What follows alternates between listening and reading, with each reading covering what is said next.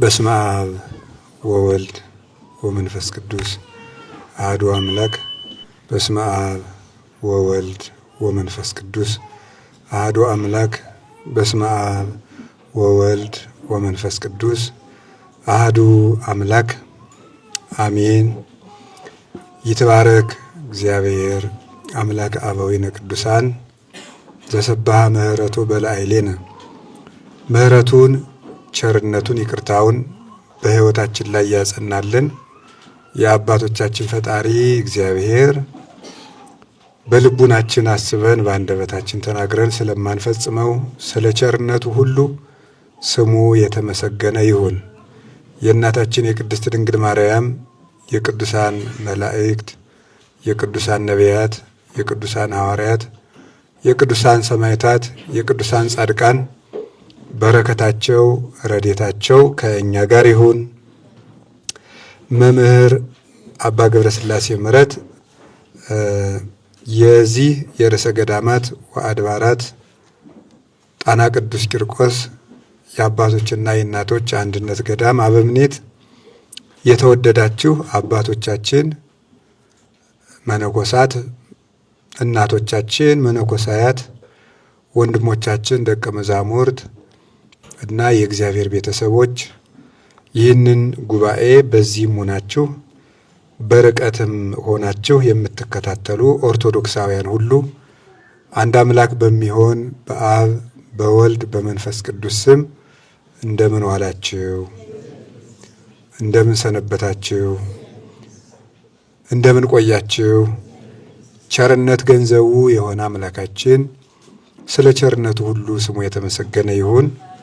በመካከላችን ተገኝቶ እንዲያስተምረን እንዲመክረን ቅዱስ ፈቃዱ ይሁንልን። እንግዲህ እግዚአብሔር ፈቅዶ ደግሞ ለዛሬው ቀን አድርሶናል። ዛሬ ደግሞ ሌላ ቀን ነው። ብዙ ሳምንታትን አብረን ቃል እግዚአብሔር እየተማማርን አለን። የእግዚአብሔር ቃል ለሕይወት የሚጠቅም እውነተኛ ምግብ ስለሆነ እግዚአብሔር ሲፈቅድ ብቻ የሚፈጸም ነው። በእውነቱ እግዚአብሔር ካልፈቀደ ቁጭ ብሎ የሚማርም የለም፣ ቁሞ የሚናገርም የለምና እግዚአብሔር በየሳምንቱ ቀን እየጨመረ ከዚያ በላይ ደግሞ ባልተገባ ጆሮአችን ቃል እግዚአብሔር እንድንሰማ ያልተገባው አንደበታችን ቃሉን እንዲናገር በቤቱም እንድንኖር በቸርነቱ ስለፈቀደልን ስሙ በድጋሚ የተመሰገነ ይሁን። እንደ እግዚአብሔር ፈቃድ ዛሬ የምንማማረው በቅዱስ መጽሐፍ ቃል ክረምቱ ሳይመጣ ፈጥነህና በሚል ርዕስ ነው የምንማማረው። ክረምቱ ሳይመጣ ፈጥነህና በሚል ርዕስ እንማማራለን። የሐዋርያው የቅዱስ ጳውሎስ መልእክት ለደቀ መዝሙሩ ለወዳጁ ለጢሞቴዎስ በላከው መልእክቱ በሁለተኛው ጢሞቴዎስ መልእክት ምዕራፍ 4 ቁጥር 21 ላይ የምናገኘው ኃይለ ቃል ነው። እንደምታውቁት ነው ይህንን ቃል የተናገረው ቅዱስ ጳውሎስ ነው። ስለዚህ ዛሬ እግዚአብሔር ቢረዳንና ፈቃዱ ሆኖ ባቆየን መጠን ስለ ክረምት መግባት በፊት ምን ማድረግ እንደሚገባን እንማማራለን። በኢትዮጵያ ኦርቶዶክስ ተዋሕዶ ቤተክርስቲያን አቆጣጠር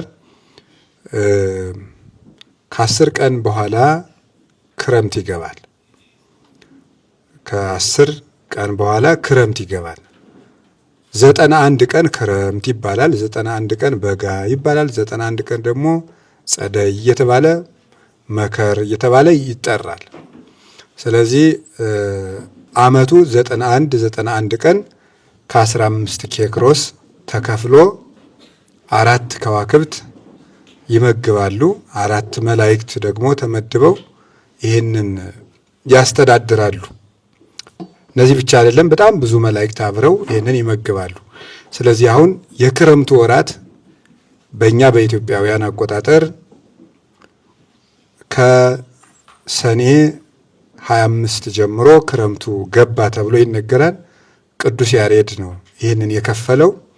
ስለዚህ ከዚያ ጊዜ ጀምሮ ስለ ክረምት ነው የሚነገረው። እንግዲህ ከዛ በኋላ እስከ መስከረም 26 ድረስ የክረምት ነገር ይነገራል። በደመናው፣ በነጎድጓዱ፣ በመብረቁ፣ በዘሩ፣ በልምላሜው በዚያ ሁሉ ወንጌል ይሰበካል። አሁን እኔ ደግሞ ከግብዓተ ክረምት በፊት ያለውን ክረምት ሳይገባ ያለውን እንድንማማርበት ስለፈለግኩ ነው።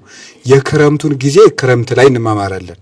አሁን ክረምት ሳይገባ ፈጥነህ ና በሚል ርዕስ ክረምት ከመግባቱ በፊት ያለውን ጊዜ ምን ያሳስበናል? እንግዲህ አሁን እንዳልኳችሁ በኢትዮጵያ አቆጣጠር ክረምት ሊገባ 10 ቀን ቀረው። ስለዚህ አሁን ይቺ 10 ቀን ምን ታስተምረናለች ነው። ክረምቱ ክረምት ነው፣ በዛው እንማረዋለን። ግን ክረምት ሳይገባ በፊት ያለው ጊዜ ምን ያስተምረናል? እሷን ብቻ ነው በአጭር ጊዜ የምንማማረው። ይህንን የተናገረው እንደነገርኳችሁ ቅዱስ ጳውሎስ ነው። የነገረው ደግሞ ቅዱስ ጢሞቴዎስ ነው። ለደቀ መዝሙሩ ለጢሞቴዎስ ነው የጻፈለት። በጣም ከሁሉም ደቀ መዛሙርቱ ሁሉ ቅዱስ ጳውሎስ አጥብቆ የሚወደው ደቀ መዝሙሩ ነው። ያ የሆነበት ደግሞ እጅግ ቁም ነገረኛ፣ መንፈሳዊ፣ የልጅ አዋቂ፣ በሰውነቱ የማይነቀፍ ልቅም ያለ ንጹሕ የቤተ ክርስቲያን መምህርና ጳጳስ ስለነበረ አጥብቆ የወደው ነበር እና ለዚህ ነው በጌታ ለምወደው ልጄ ለጢሞቴዎስ ብሎ የሚጽፍለት።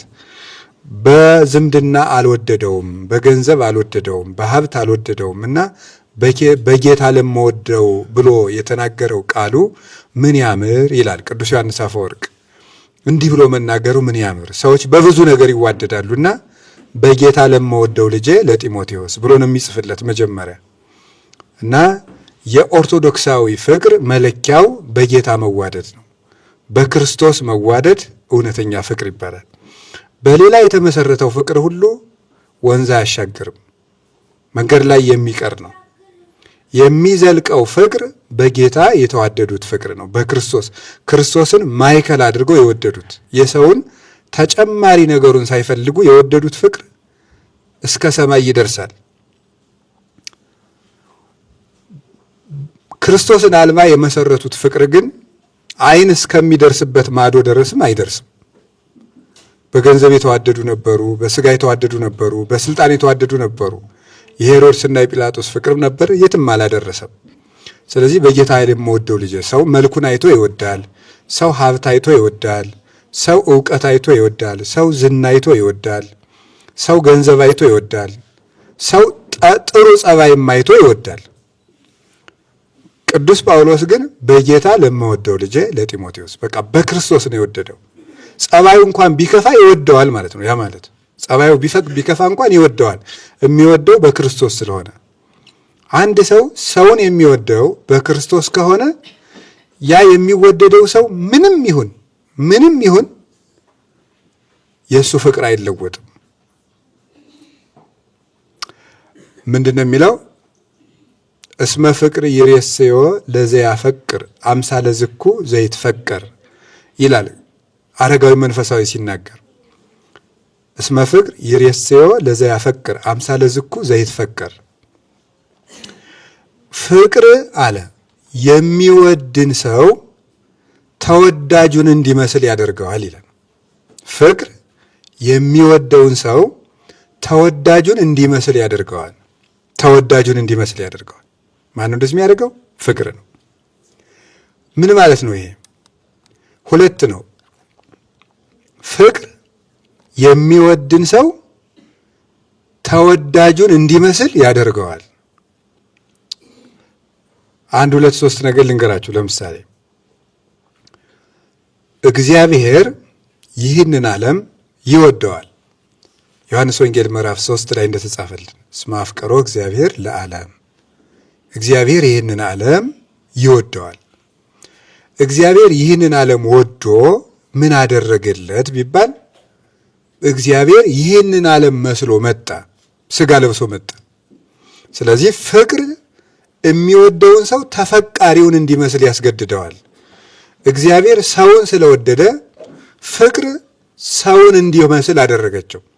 ወነስአ አርአያ ገብር የባሪያን መልክ ይዞ መጣ እንዳለ ቅዱስ ጳውሎስ ጌታ ባሪያውን ስለወደደ ባሪያውን እንዲመስል አደረገው ማለት ነው። በባሪያ መልክ እየተራበ፣ በባሪያ መልክ እየተጠማ፣ በባሪያ ቁመት፣ በባሪያ ደረት፣ በባሪያ ውስንነት ተወስኖ በባሪያዎቹ ዕውቀት፣ በባሪያዎቹ ዓለም መጣ። ስለዚህ ቅዱስ ኤፍሬም ሲናገር አንሶ ሰው ውስተ ዓለም እስመ መሐሪ ውእቱ ወመፍቅሬ ሰብ፣ እሱ በዚህ ዓለም ተመላለሰ፣ ምክንያቱም ሰውን የሚወድ ርኅሩህ ነውና። ሰውን መውደዱ ሰውን እንዲመስል አድርጎታል። እያፍር ብሂለ አኀዌየ ወንድሞቼ ማለትን አያፍርም። እስመ ደቂቅ ተሳተፍዎ በሥጋ ወደም ምእመናን ሰዎች በሥጋና በደም መስለውታልና እሱ ሰዎችን ወንድሞቼ ማለትን አያፍርም። የለበሰውን ሥጋ ከመላእክት ይዞት አልመጣምና እሱ የሰውን ነገድ የሰውን ባህሪ ሁሉ ወንድሜ ለማለት አያፍርም። ስለዚህ ዮሐንስ ወንጌል ይሄን ያለው ቅዱስ ጳውሎስ ዕብራውያን ምዕራፍ 2 ላይ ነው። ቁጥር 14 እስከ 17 ታገኙታላችሁ። እሱ ሰዎችን ወንድሞቼ ይላል። ዮሐንስ ወንጌል ምዕራፍ 16 ላይ ስታነቡ ወንድሞቼ ብሎ ይጠራቸዋል ደቀ መዛሙርቱ። ከዚያ ቀድሞ ማቴዎስ ወንጌል ምዕራፍ 2 ላይ አንድ ሰው ጌታ በሚያስተምርበት ሰዓት ደጅ ላይ ቆሞ እናትህና ወንድሞችህ ይጠሩሃል ብሎ መልእክት ይዞ መጣ። ይሁዳ ነው ይባላሉ። ማን ነው እንደዚህ ያለ ብለው ይጠይቁና የቤተክርስቲያን ሊቃውንት ጉባኤ የሚያስፈታ ይሁዳ ነው እንጂ ማን ይሆናል ይላሉ። ምክንያቱም ሰው ቃለ እግዚአብሔር ከሚማርበት አይጠራም፣ ነውር ነው ፈጽሞ፣ ከነፍስ ማዕድ ማቋረጥ ስለሆነ የይሁዳ ጠባይ ነው ይባላል። ይሁዳ በር ላይ ቆሞ እናትህና ወንድሞችህ ይፈልጉሃል ብሎ ተናገረ። ጌታ ምን ብሎ መለሰ? መኑ የኢቲ እሜ እናቴ ማን ናት? ወመኑ እሙንቱ አኀዌ ወንድሞችስ እነማን ናቸው? ነዮሙ እሜ ወአኀዌ እናቴና ወንድሞቼ እነዚህ ናቸው የእግዚአብሔርን ቃል የሚሰሙ ብሎ መለሰ። እናቴና ወንድሞቼ እነዚህ ናቸው። አያችሁ፣ ክርስቶስ ሥጋን ለብሶ ስለመጣ የሰውን ልጅ ሁሉ ወንድሞቼ ማለትን አያፍርም። ምክንያቱሳ እስመ ፍቅር ይሬስዮ ለዘያፈቅር አምሳለ ዝኩ ዘይትፈቀር፣ ፍቅር የሚወድን ሰው ተወዳጁን እንዲመስል ያደርገዋል ስለተባለ እሱ ሰውን መስሎ እንዲመጣ ያደረገው ፍቅር ነው። ይህ ነው አባ ሕርያቆስ ፍቅር ሰሐቦ ለወልድ ኃያል እመንበሩ ወአብጽሖ እስከ ለሞት። ፍቅር ኃያል ወልደ እግዚአብሔርን ከዙፋኑ ስቦ ሰውን እንዲመስልና በዚህ ዓለም እንዲመላለስ አደረገው። እስካሁን ሰውን ከመሰለ አይቀር ምን ይቀርለታል? ሞትም አልቀረለትም። የሰው ልጆችን ሞትም እስከ መሞት ድረስ አደረሰው። አንክሮ ነው። አብጽሖ እስከ ለሞት ማለት አንክሮ ነው። ሰው መሆኑ ሲደንቀን የሰው ሞትን እስከ መሞትንም ያደረሰው ፍቅር ነው ይላል። ስለዚህ ቅዱስ ጳውሎስም እሱ ታዘዘ፣ ሁሉን ፈጽሞ ታዘዘ እስከ ሞት ድረስ ታዘዘ እስከ ለሞት ወሞቱ ይዘ በመስቀል እስከ ሞት ድረስ ደርሶ ታዘዘ፣ ሞቱን በመስቀል ነበር ይላል። ሞቱን በመስቀል ነበር የሚለውን ቃል የጠቀሰው ዝም ብሎ አይደለም።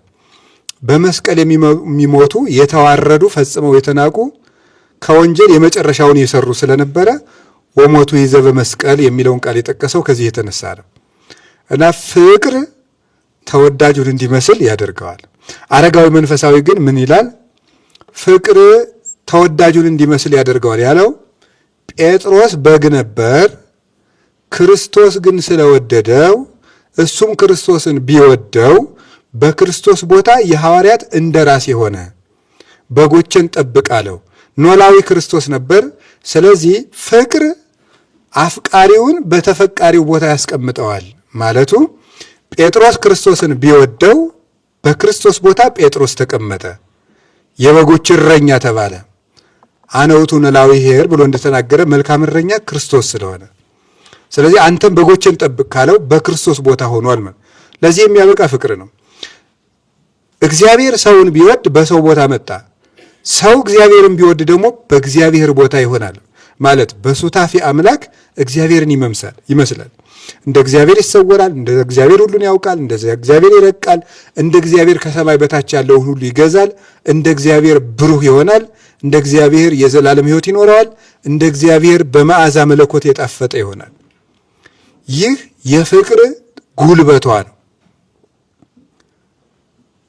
ቅዱስ ጳውሎስ በጣም ሰዎችን የሚወድ ስለነበረ ፍቅር የሚወድን ሰው የሚወደውን እንዲመስል ያደርጋል እንዳለው በጣም ክርስቲያኖችን የሚወድ ስለነበረ ስለ ወንጌል ሁሉን እሆናለሁ፣ ለታመሙት እንደታመመ ሰው ሆንኩላቸው፣ ለአይሁዳውያን እንዳይሁድ ሆንኩላቸው፣ እምነት ለሌላቸውም እምነት እንደሌለው ሆንኩላቸው ብሎ ይነገራል። ስለወደዳቸው ለሚወዳቸው ምዕመናን ሁሉን ነበር የሆነላቸው። ሁሉን ፍቅር ለሚወዱት ሰው መሆን ነው እንጂ የሚወዱትን ሰው ሁንልኝ ማለት አይደለም። እንደሱ ነው ፍቅር ሲገባ ወደ ውስጥ ዛፉ የፍቅር ዛፍ ስሯን የተከለችበት ሰው ለሚወደው ሰው በመሆን ይደሰታል። ለዚህ ነው ቅዱስ ጳውሎስ ፍቅር ብቻዬን ይድላኝ አይልም ያለ። ለዚህ ነው ለራሱ ከቶ አያስብም። ሰውን የሚወድ ሰው ለሚወደው ሰው እንጂ ለራሱ አያስብም። ፍቅር የሌለው ሰው ደግሞ ሰውን እንደ ዕቃ ይቆጥሯል። ክርስቲያን ሰውን እንደ ዕቃ የሚቆጥር አይደለም። እንደ ዕቃ መቁጠር ማለት ዕቃን መጠቀሚያችን እናደርገዋለን። ማይረባ ሲሆን እንጥለዋለን። እኔ አንዳንድ የከተማ አህዮች ያሳዝኑኛል በእውነት። የገጠር አህዮች እንኳን ተመስገን ነው፣ እንደው ቢጫንም ተንከባክቦ ነው ገጠር ሰው አህያውን ከብቱን የሚሸኝ። የከተማ ፈረስና አህያ ግን ተጭኖ በጋሪ አድርገው የሚጭኗቸውን አይታቸዋል። ቤት የሚያል ነገር ይጭኗቸውና መጫን ሲያቆሙ ሜዳ ላይ ይጥሏቸዋል። እና እኔ ሳያቸው ያሳዝኑኛል። እንደው ምጽድቅ እንዳይሆን እንጂ ይህንን ስትተብ ለሰው ባዘንክ ይላል። መቼም የኢትዮጵያ ሕዝብ ሙልጭ ያለ ፈሪሳዊ ነው። እውነት እንደው እግዚአብሔር በሚያውቀው ይቅር ይበለኝ መድኃኒዓለም። ሙልጭ ያለ እንደው ፈሪሳዊ። አሁን እንደዚህ ሲል አቤት አቤት እንደው መጀመሪያ እንደው ለሚሞቱት ክርስቲያኖች ባዘንክ ምናምን እንደሚል አውቀዋለሁ ማለት ነው። እና እንደው ምን ጉድ ፍጥረት እንደሆነን አላውቅም። የሆነ የጠጣነው ነገር ያለ ይመስለኛል ማለት ነው። ቶሎ ብለን የጽድቅ ጠበቆች እኛ ሆነን ቁጭ እንላለን። እና ሰው ከልቡ ካዘነን ያለ ማዘኔንና ማዘኔን ሰው በሰው ልብ መግባት አይችልም። ወይበው ሰብ ውስተ ልብ ሙቅ፣ የሰው ልጅ ያለ ድርሻው ይላል ቅዱስ ዳዊት። በሰው ልብ ጥልቅ ብዬ ሁሉን እመረምራለሁ ይላል። ወይትሊአ ለእግዚአብሔር፣ እግዚአብሔር ግን የሰውን ልብ እመረምራለሁ የሚል ሰውን አጥፍቶ ከብሮ ገኖ ሲመለክ ይኖራል። ልብን መመርመር የእግዚአብሔር ነው። ስለዚህ እነዚህ አህዮች ይገርማቸዋል፣ ያሳዝኑኛል። አይጣልም፣ ነውር ነው። ፈጽሞ አገልግለዋል። ተጡረው በአገለገሉት ቤት ምናልባትም ጋሪዎቹ በተሸከሙት ድንጋይ ሊሆን ይችላል ቤቱ የተሰራው። በዚያ ቤት ተጡረው መሸኘት አለባቸው። የእግዚአብሔር ፍጥሮች ናቸው። ልክ እንደዚያ ተጠቅሞ መጣል ነው። ኦርቶዶክሳዊ ሰው ጭንቅላቱ ሰውን ወደድኩ ብሎ የወደደውን ሰው እንደ አህያ ገጥቦ የሚጨርስ አይደለም። ለሚወደው ሰው የሚኖር ነው። እንደሱ ነው ኦርቶዶክሳዊ ሰው ማለት። እኛ ግን ሰውን ከወደድ ነው ምን እንዳለን፣ ብትወደኝማ እንዲህ ታረግልኝ ነበር፣ ብትወደኝማ እንዲህ አታረግብኝም ነበር፣ ብትወደኝማ እያለ መቀጠል። እንደዚህ ያለ ፍቅር የለም በእውነቱ። ፍቅር የራስን ድርሻ ያሳያል እንጂ የሰውን ድርሻ አያሳይም። እና ቅዱስ ጳውሎስ በጣም ፍጹም ፍቅርን እንደ ጨው የቀመሳት ተሸክሟትም የሚዞር የቅዱስ ጳውሎስ መሳሪያው ምንድን ነው ተብሎ ቢጠየቅ ፍቅር ነው። መሳሪያው ፍቅር ነው። እና ለዚህ ነው ተፋቅሮስ እያወድቅ ፍቅር ፈጽሞ አይጥልም ያለ። ለዚህ ነው ሁሉም ነገር ይወድቃል፣ ፍቅር ግን ጥሎ አያውቅም ይላል ቅዱስ ጳውሎስ። ፍቅር ጥሎ አያውቅም። እግዚአብሔርም መውደድ ሰውን መውደድ ጥሎ አያውቅም። የሰው ልጆች ጥሏቸው የሚያውቀው ጠብ ነው። ፍቅር ግን ሰውን አያዋርድም። የሰው ልጅ በምድር ላይ በፍቅር ተዋርዶ አያውቅም። በፍቅር የገጠመው ውርደት እጥፍ ድርብ ክብር ነው የሚሆነው። በጣም ከከበሩት ክብር በፍቅር የተዋረዱት ውርደት የተሻለ ነው እና ቅዱስ ጳውሎስ በጣም ሰውን የሚወድ ትሁት ስለሆነ በክርስቶስ የምወደው ልጄ። አንድን ክርስቲያን ሲወድ ቅዱስ ጳውሎስ የክርስቶስ አካል እንደመሆኑ እንጂ መጽደቅ ግዴታ ሆኖበት ሰው የሚወድ ሰው አልነበረም። ቅዱስ ጳውሎስ መጽደቅ ግዴታ ሆኖበት ሰው የሚወድ ሰው አለ። ይሄ ፍቅር አይባልም፣ ንግድ ነው። መጽደቅ ግዴታ ሆኖበት ማለት መቼስ ገሃነም እንዳይበላኝ ምን ይደረጋል፣ እንዴት እየሳቱ እንዳይበላኝ እንዴት አድርጌ ስጋው ደሙ ልቀበል ልታረቅ እንጂ ብሎ እያስጠላው የሚታረቅ ሰው አለ። እንደሱ አይደለም። አሁን እጁ እያስጠላው የሚወድ ሰው የለም። እውነት ይሄ እንኳን ቆስሎ የሸተተ ጣት እንኳን ቢኖረው እንደ በጣም በብዙ ቁስል እንደ ያን ቁስሉን ራሱ እኮ ምናምን ብሎ ሰው ቢሰዱበት አይወድም። አካሉ ነው ምንም ቢሆን ማለት እንደው የተበላሸ አካሉን እንኳን ሰው ሲሰዱበት ጣት ጥሩ ናት ሲሉን ነው ደስ የሚለው። የተበላሸ ጣቱን እንኳን ቢሆን አይኑ ጠፍቶ እዚህ ላይ እዥ እየፈሰሰው እንኳን እንደው አይነ ጥሩ ነው ቢሉን ነው ደስ የሚለው። አካሉ ስለሆነ ነው። ጭንቅላቱ እኮ የታመመ እንደሆነ ያውቀዋል። ቅዱስ ጳውሎስ በኃጢአት የተዋረደን ሰው እንኳን የሚያዝንለት የክርስቶስ አካል እንደመሆኑ ነው። መጽደቂያ ሆኖበት የሚያገለግል አይደለም። ቅዱስ ጳውሎስ በቃ እግዚአብሔር ይቀጣኛል ብሎ የሚሮጥ አይደለም። የሚሮጠው ፍቅር ግዴታ ሆኖበት ነው። እንዴት ያለ ሰው እንደሆነ ቅዱስ ጳውሎስ በጣም ነው የሚገርመው። ወንጌልን ባልሰብክ ወዮልኝ ይላል። ወንጌልን ባልሰብክ ወዮልኝ የሚለው አይ ካልሰበኩ ክርስቶስ ጥሩ አድርጋ አልሰበክም ብሎ ይቀጣኛል ብሎ አይደለም። ፍቅር ነው ወዮልኝ የሚያስብለው። እኔ በጣም የሚገርመኝ አይሁድ የሚድኑ ቢሆን እኔ ከክርስቶስ እንኳን ተለይቼ የተረገምኩ እስከሆን ድረስ ክርስቶስን እለምነዋለሁ ይላል።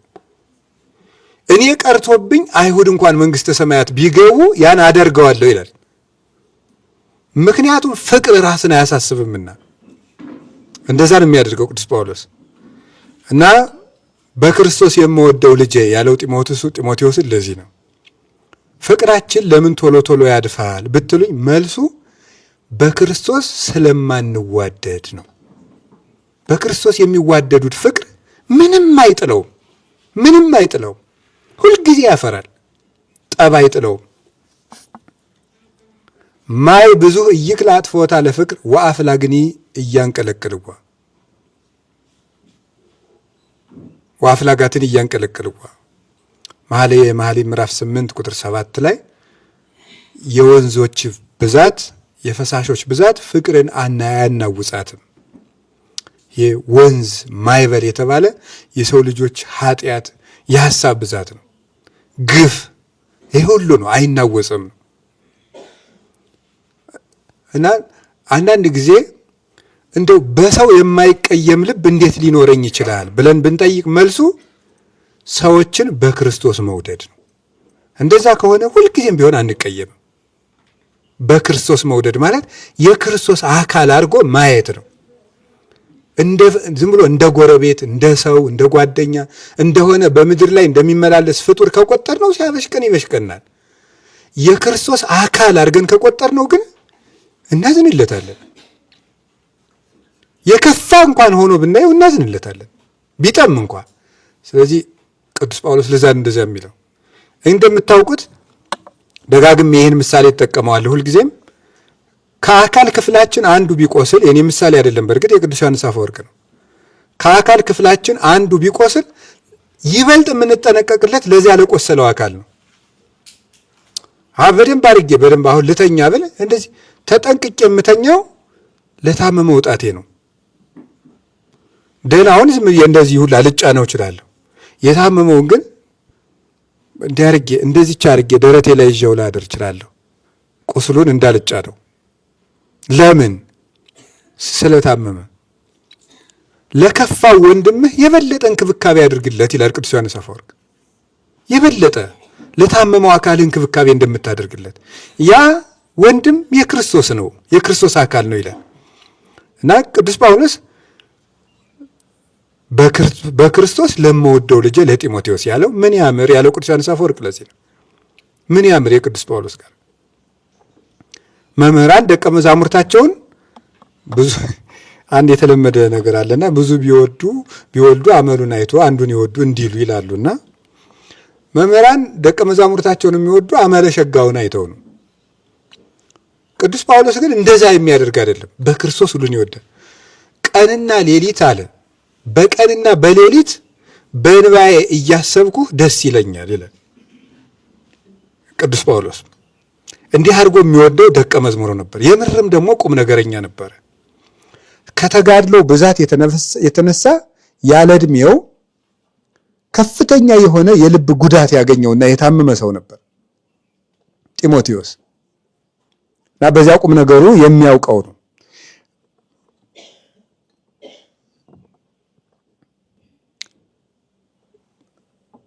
አያችሁ ፍቅር ተፈቃሪውን ያደርጋልና መልእክት ሲጽፍ ምንድነው የሚጽፈው ቅዱስ ጳውሎስ? የክርስቶስ ሐዋርያ ከሚሆን ከጳውሎስ ከልጅም ጢሞቴዎስ አብሮት ሳይጽፍ የሚወደውን ደቀ መዝሙሩን ከራሱ ጋር ሐዋርያ አድርጎ አስተካክሎ ከልጅ ከጢሞቴዎስ ብሎ መልእክት ሲጽፍ ጢሞቴዎስንም አብሮ ባለቤት ያደርገዋል። ፍቅር የሚወድን ሰው ተወዳጁን እንዲሆን ያደርጋል ያልኳችሁ ለዚህ ነው።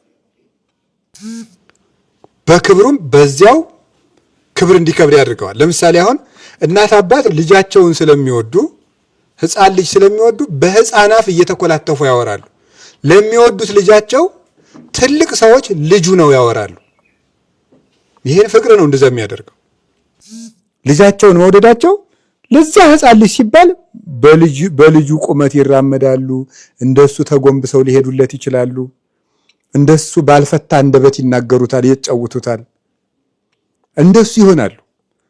የተሸነፉ መስለው አይታችሁ እንደሆነ የተሸነፉ መስለው ጋሻ ጨዋታ ያጫውቱታል። አንዳንድ ጊዜ ልጁ ደስ እንዲለው ልጁ እንዲረታ ይደረጋል። ተሸናፊነትን እንዳይለምድ ነው ልጁን እንደዛ እያደረጉ የሚያሳድጉት። አባትየው ሆን ብሎ ይሸነፍለታል እየተጫወተ። ይህ የፍቅር ሕግ ነው እና ቅዱስ ጳውሎስ ጢሞቴዎስን እንዲህ የሚለው ለዚህ ነበረ እና ሊያርፍ ጥቂት ሲቀረው የጻፈው መልእክት ነው ይሄ ሁለተኛ ጢሞቴዎስ የሚባለው። ሊያርፍ ሲል የጻፈለት ነው። ሮም ታስሮ ሳለ የጻፈለት ነው እና ምን አለው? ክረምቱ ሳይመጣ ፈጥነህ ትመጣ ዘንድ ትጋ አለው። ለምንድን ነው እንደዛ ያለው የሚለውን ብቻ ነው አራርቼም ጨርስላችሁ። በቁሙ ስንወስደው ለምንድን ነው ክረምቱ ሳይመጣ እንድትመጣ ትጋ ያለው? ቅዱስ ጳውሎስ የሚያርፍበት ሰዓት ደርሷል። ይሄን ሲጽፍለት የሚያርፍበት ሰዓት ተቃርቦ ነው የሚጽፍለት። ልሄድ ነኝ፣ አክሊል ተዘጋጅቶልኛል፣ ሩጫዬን ጨርሻለሁ፣ ተጋድሎዬን ፈጽሜያለሁ፣ የሚቀረኝ የክብር አክሊል ብቻ ነው ብሎ ሞቱን እርግጡን ነግሮታል። ሞቱን እርግጡን ከነገረው በኋላ ቅዱስ ጳውሎስ ለምንድን ነው ቶሎና የሚለው? ሁሉንም ነገር በመልእክቱ ጽፎ ነግሮታል። ወደፊት እንዲያድርግ ብሎ መመሪያውን ነግሮታል። መመሪያውን እንዲያርገ ቤተክርስቲያንን ጠብቅ እንዲበል ብሎ ከነገረ በኋላ ለሰዎች እንዲያርግላቸው ብሎ መመሪያውን ከጨረሰ በኋላ ና ይለዋል። የሚመጣ ከሆነ ለምን ይጽፍለታል? ከጻፈለትስ ለምን ና ይለዋል? በጣም ይህን ልብ ብላችሁ ስሙ። በአንደኛ ጢሞቴዎስ በተናገረው ብቻ ሳይሆን ሁለተኛ ጢሞቴዎስ እስከ ሕይወትህ ፍጻሜ እንዲያደረክ ኑር ብሎ አኗኗሩን ጽፎለታል። ጽፎ ሲጨርስ ግን ና ያለው ለምንድን ነው? ክረምቱ ሳይገባስ ያለ ለምንድን ነው? ክረምቱ ሳይገባ ያለበት ምክንያት ለጊዜው ጢሞቴዎስ የሜዲትራኒያንን ባህር አቋርጦ ስለሚሄድ በዚያ ጊዜ ደግሞ የመርከብ ጉዞ ይቆማል። ክረምት ሲገባ የአውሮፓ ክረምት በጣም ጠንካራ ነው፣ በረዶ ያለበት ነው። ቅዱስ ጳውሎስ ደግሞ እዛ ውስጥ ነው ያለ። ጢሞቴዎስ በሚሄድበት ጊዜ መርከቦች ስለሚቆሙ እንዳይቸገር፣ እዛም ሄዶ ደግሞ እንዳያስቸግረው፣ ብርዱ በጣም ከባድ ስለሆነ ቅዱስ ጳውሎስ ፍጹም ተንከባካቢ መምህር ስለሆነ ለነፍሱ ብቻ ሳይሆን ለስጋውም ያስብለታል። ስለዚህ ሄዶ በረዶ እንዲያስጨንቀው አልፈለገም። ቀድሞ አይቶት እንዲመለስ ነው የፈለገው። የአውሮፓ ክረምት በጣም እንኳን የሰው ጨርቅ ዛፍን ቅጠል የሚያስጥል ክረምት ነው ክረምታቸው። እዚያ ውስጥ እንደማይችለው ስለሚያው ክረምቱ ሳይገባ መተሄድ ብሎ በቁሙ ነገረው። ግን ና ያለው ለምንድን ነው? ቅዱስ ጳውሎስ ሁለት መሰረታዊ ነገርን ሲናገር ነው እዚህ ውስጥ። የመጀመሪያው በቁሙ ስንፈታው፣ ከዛ መንፈሳዊ ፍቹን አይተን እንጨርሳለን። የመጀመሪያው ና ቶሎ ያለበት ምክንያት ቅዱስ ጳውሎስ እንኳ ሰው ይናፍቀው ነበር፣ ማየት ይፈልግ ነበር። የሚወደውን ጢሞቴዎስን ማየት ፈልጎ ነው፣ ናፍቆት ነው እንደዛ ያደረገው። ያውም ሲናገር ምንድን ነበር? ሁሉም ትተውኛል፣ ዴማስም ይሄን ዓለም ወዶ ትቶኛል፣ እገሌም ትቶኛል፣ ሉቃስ ብቻ ነው እኔ ጋር ያለ እያለ ጽፎለታል። ብቻዬን ነኝ እያለ ይጽፍለታል። እና በምድር ላይ ለሰው አይገባውም እንጂ ትልቁ በሽታ ብቸኝነት ነው። ትልቁ መከራ ብቸኝነት ነው። የብቸኝነት ክፋት የሚገባን ሰው ያጣለት ነው። ሰው አብሮን እያለ ግን ትርጉሙ አይገባንም። እንኳን እኔ ምን ያደርግልኛል፣ እኔ ብቻዬን መኖር እኮ የምችል ሰው ነኝ ይላል ሰው። ኧረ በፍጹም አይደለም። እንኳን እኛ ይቅርና እግዚአብሔር እንደምሰሶ በልቡ የቆመለት ጳውሎስም ሰው ይናፍቀው ነበር። ቅዱስ ጳውሎስ ራሱ እና ሰው አያስፈልገኝም አይባልም። ሰውም አይናቅም፣ ነውር ነው። ሰው አይናቅም። እገሌ ምን ይጠቅመኛል፣ በቃ አልደርስባት ትድረስብኝ፣ የራስህን ኑር አይባልም። በቃ የሰው ልጅ ብቻውን ይኖር ዘንድ መልካም አይደለም። ቃል የሚለው ቅዱስ መጽሐፍ እኮ ለትዳር ብቻ አይደለም። ብቸኝነት ለሰው የተፈቀደለት አይደለም። ስለዚህ ሰው ህብረታዊ ፍጡር ነው፣ አይሆንለትም። እንደ አባቶቻችን እኮ ኦሪት ዘፍጥረት ምዕራፍ 2 ቁጥር 18ን ሲተረጉሙ ሰው ብቻውን ይኖር ዘንድ መልካም አይደለም፣ አኮ መፍትው ወልደ እጓለ እመሕያው ይንበር ባሕቲቶ አላ ንግበር ሎቱ ቢጸ ዘይረድኦ፣ የሚረዳውን ረዳት እንፍጠርለት ያለውን ሲተረጉሙ ሔዋን አዳምን በምን ትረዳዋለችና ይሉና ብዙ የምትረዳው ነገር አለ። አንዱን ምን ይላሉ? ብቸኝነት ጽኑ ገድል ነውና ብቸኝነትን በማቅለል ትረዳዋለች ይላል። ብቸኝነት ጽኑ ገድል ነውና ይላል አንድምታችን። በጣም በጣም በጣም ከባድ ነው። የሰው መኖሩ ኮቴው ራሱ ይነፍቃል። አንዳንድ ጊዜ በሌላ ቀን ማስቻውቃለሁ። አውሎ ንፋስ በቃ ኃይለኛ ዝናብና መብረቅ የቀላቀለ ዝናብ ባደረ ቀን ማለዳ ሰው መስማት ይናፍቃል። ደህና አደራችሁ ደህና ዋላችሁ ሲል የሰው ድምፁ ይናፍቃል። እና የገጠር ሰው ብሎ ፍቅሩን የሚረዳው ሲያጣ የሰው ያለ ያሰኝ ይላል። ሰው በጣም ትልቅ ውድ ስጦታ ነው። በአጠቃላይ ሰው ዓይን ይኑረው እግር ይኑረው አይኑረው ሰው መቼ እንደሚጠቅም አይታወቅም። እኔ ተመስገን በቃ ማንም አያስፈልገኝ። እንዲሁ ወይ ጉድ!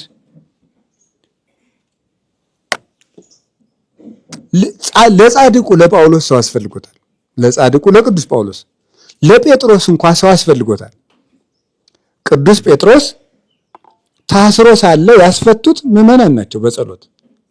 እነሱ ምህላ ይዘው ነው መልአኩ ቅዱስ ሚካኤል ይዞ ከታሰረበት አውጥቶ ከምህላቸው ላይ ያደረሰው። ለቅዱስ ጴጥሮስ እንኳን የምዕመናን ጸሎት አስፈልጎታል። ራሱ ጌታችን ኢየሱስ ክርስቶስ ለመረጠው ለቅዱስ ጴጥሮስ እንኳን ሰው ያስፈልገው ነበረ። እኔ ብቻዬን በቃ ለራሴ በቃለሁ አይባልም ፈጽሞ። እገሌ እኔ አይረባኝም እሱ ሸክሙ ነው የሚብሰኝ አይባልም፣ በፍጹም አይባልም። ወገኖች በአፍ ጥሩ ይበሉበታል እንጂ አሉ ጦር አይናገሩበትም። ሰው ያስፈልጋል። እንዲሁም ጥሩ የገጠር አባቶች ሲጸልዩ እነሱ መቼም እውነቴ ነው እንደው ከኛ ምጽድቅ የነሱ የልብ ጽድቅ ይሻላል እና የሰው መውደዱን የቀና መንገዱን ስጠኝ ይላሉ። እውነታቸውን እኮ ነው። የሰው መውደድ የቀና መንገድ ስጠኝ። በጫካ ከሄዳ ወይ ይበላዋል፣ ጋር ይጠይቀዋል፣ ገደል ይገባል። የሰው መውደድ የቀና መንገድ ስጠኝ ይላል። ስለዚህ ሰውን እንደሚያስፈልገን ማመን መጠቀሚያ አናደርገውም እንጂ ያለ ሰው ግን መኖር አንችልም። ሰው ያስፈልገናል እና ለሰው ትልቅ ክብር እንዲኖረን ነው። ድነታችን ራሱ በኦርቶዶክስ ብቻችን የምንፈጽመው አይደለም፣ በህብረት የሚፈጸም ነው። ማርያም ግብፃዊት የተባለች እናት ከክፉ ኃጢአት ተመለሳ በበረሃ ውስጥ ስትጋደል ከመሬት 1 ክንድ ከፍ ብላ እስከ መጸለይ ደርሳ ግን እግዚአብሔር ለዚያ ማዕረግ በቅታ እንኳን ያለ ቅዱስ ዞሲማስ እንድትጸድቅ አላደረጋት። ቅዱስ ዞሲማስ ሄዶ ስጋው ደሙን አቀብሏታል። አሁን እሷ ሰው አያስፈልገኝም ማለት ትችላለች? በፍጹም። ጌታን ላዩት ራሱ ሰው ያስፈልጋቸዋል። ክርስቶስን ላዩት እንኳን ሰው ያስፈልጋቸዋል። ይሄው እንዳልኳችሁ እኮ ነው። ቅዱስ ጳውሎስን ራሱ የጠራው መምህር ሳይሆን ራሱ ክርስቶስ ነው። የሐዋርያት ሥራ ምዕራፍ 9 ላይ በደማስቆ መንገድ ላይ ሲሄድ ጌታ ነው ለምን ታሳድደኛለህ? ማን አንተ? እኔ ናዝሬቱ ኢየሱስ ክርስቶስ ነኝ። አሁን ጌታን አየው፣ ጌታን ሰማው። ከዛ በኋላ ምንድን ያደረገ? ምን ላድርግ ጌታ ሆይ ሲለው ሂድ ሐናንያ የሚባል ነብይ አለ፣ እሱ ስላንተ ይጸልይልሃል፣ የምታደርገውንም ይነግርሃል። ጌታን አግኝቼዋለሁና ሰው አያስፈልገኝም ቢባል እንኳን ጳውሎስ እንኳን ይል ነበር። ቅዱስ ጳውሎስ እንኳን እሱ እንኳን ወደ ሰው ነው የተላከው። ለመንግስተ ሰማያት እንኳን ያለ ሰው መዳን አንችልም። እውነት ለመናገር ከክርስቶስ የሚያደርሰን ሰው ያስፈልገናል። ያለ ሰው የሚሆን ነገር አይደለም። ክርስቶስ ይህንን ዓለም ለማዳን ወደዚህ ዓለም መጣ። ግን ዓለምን ወደ ራሱ የጠራው ግን በሰው ነው። ሐዋርያት ሰዎች ናቸውና። ስለዚህ ድነታችንም በሰው ህብረት የሚፈጸም ነው። የሚያጠምቀን ያስፈልገናል፣ የሚያስተምረን ያስፈልገናል። ማመን ከመስማትም ባልሰሙትስ እንዴት ያምናሉ ይላል ቅዱስ ጳውሎስ። አሚንሰ እምሰሚ ውእቱ። ማመን ከመስማት ነው፣ ያልሰሙትንስ እንዴት ያምኑታል ይላል። ስለዚህ የሚያስተምረን ያስፈልገናል። ባንማር አንጠመቅም፣ ባንጠመቅ አንቆርብም፣ ባንቆርብ አንጸድቅም። የሚያድነን ክርስቶስ ቢሆን ግን ድነታችን ግን በህብረት የሚፈጸም ነው። ለብቻ የሚሆን ድነት የለም። ስለዚህ ለመጽደቅም ሰው ያሻናል። ለመጽደቅም በምንም ታምር ሰው ጥሎ መንግስተ ሰማያት የለም። ሰው ጥሎ መንግስተ ሰማያት የለም። ሰው ጥሎ ክርስቶስ የለም። ሰው ገፍቶ ክርስቶስ የለም። በምንም ታምር ወንጌል ይሄንን አትነግረንም። ነቢያትም ሐዋርያትም ይሄንን አይነግሩንም። እንደሱ ነው። አሮን እኮ ምንም ጥፋት ሳይኖርበት እግዚአብሔርን እያገለገለ በተለይ በኋላ በትክክል ሕጉ ከተሰራለት ታቦት ከቆመ መቅደስ ከገባ በኋላ አሮን ነውር የሌለበት ካህን ነው። ግን እግዚአብሔር የነቀፈው በምንድን ነው? የወንድሙ ፍቅር ስለጎደለው የአሮን አገልግሎት ጎደሎ ነበረ። ለምጽ ወጣበት። ምንም እኮ አልጎደለውም። የእግዚአብሔርን መስዋዕቱን፣ አለባበሱን፣ ልብሰ ተክህኖውን አላጎደለውም። በአሮን ሰውነት ላይ ለምጽ የወጣበት ምን ጎሎት ቢሉ የሙሴ ፍቅር ጎሎት። ሙሴን ስላማው እግዚአብሔር አሮንን በለምጽ መታው። ሰው ከጎደለን መንግስተ ሰማያት ይጎለናል። ክርስቶስ ከኛ ይሰደዳል። በተባበራችሁበት በዚያ እኔ እገኛለሁ ነው ያለ። በተለያያችሁበት በዚያ እኔ እገኛለሁ የለም። በምንም ካላስፈለገኝ ራቅ ብዬ ራሴን እጸድቃለሁ የሚባል ነገር የለም። እስከ መጨረሻው ከሰው ጋር የሚዳንበት ነው።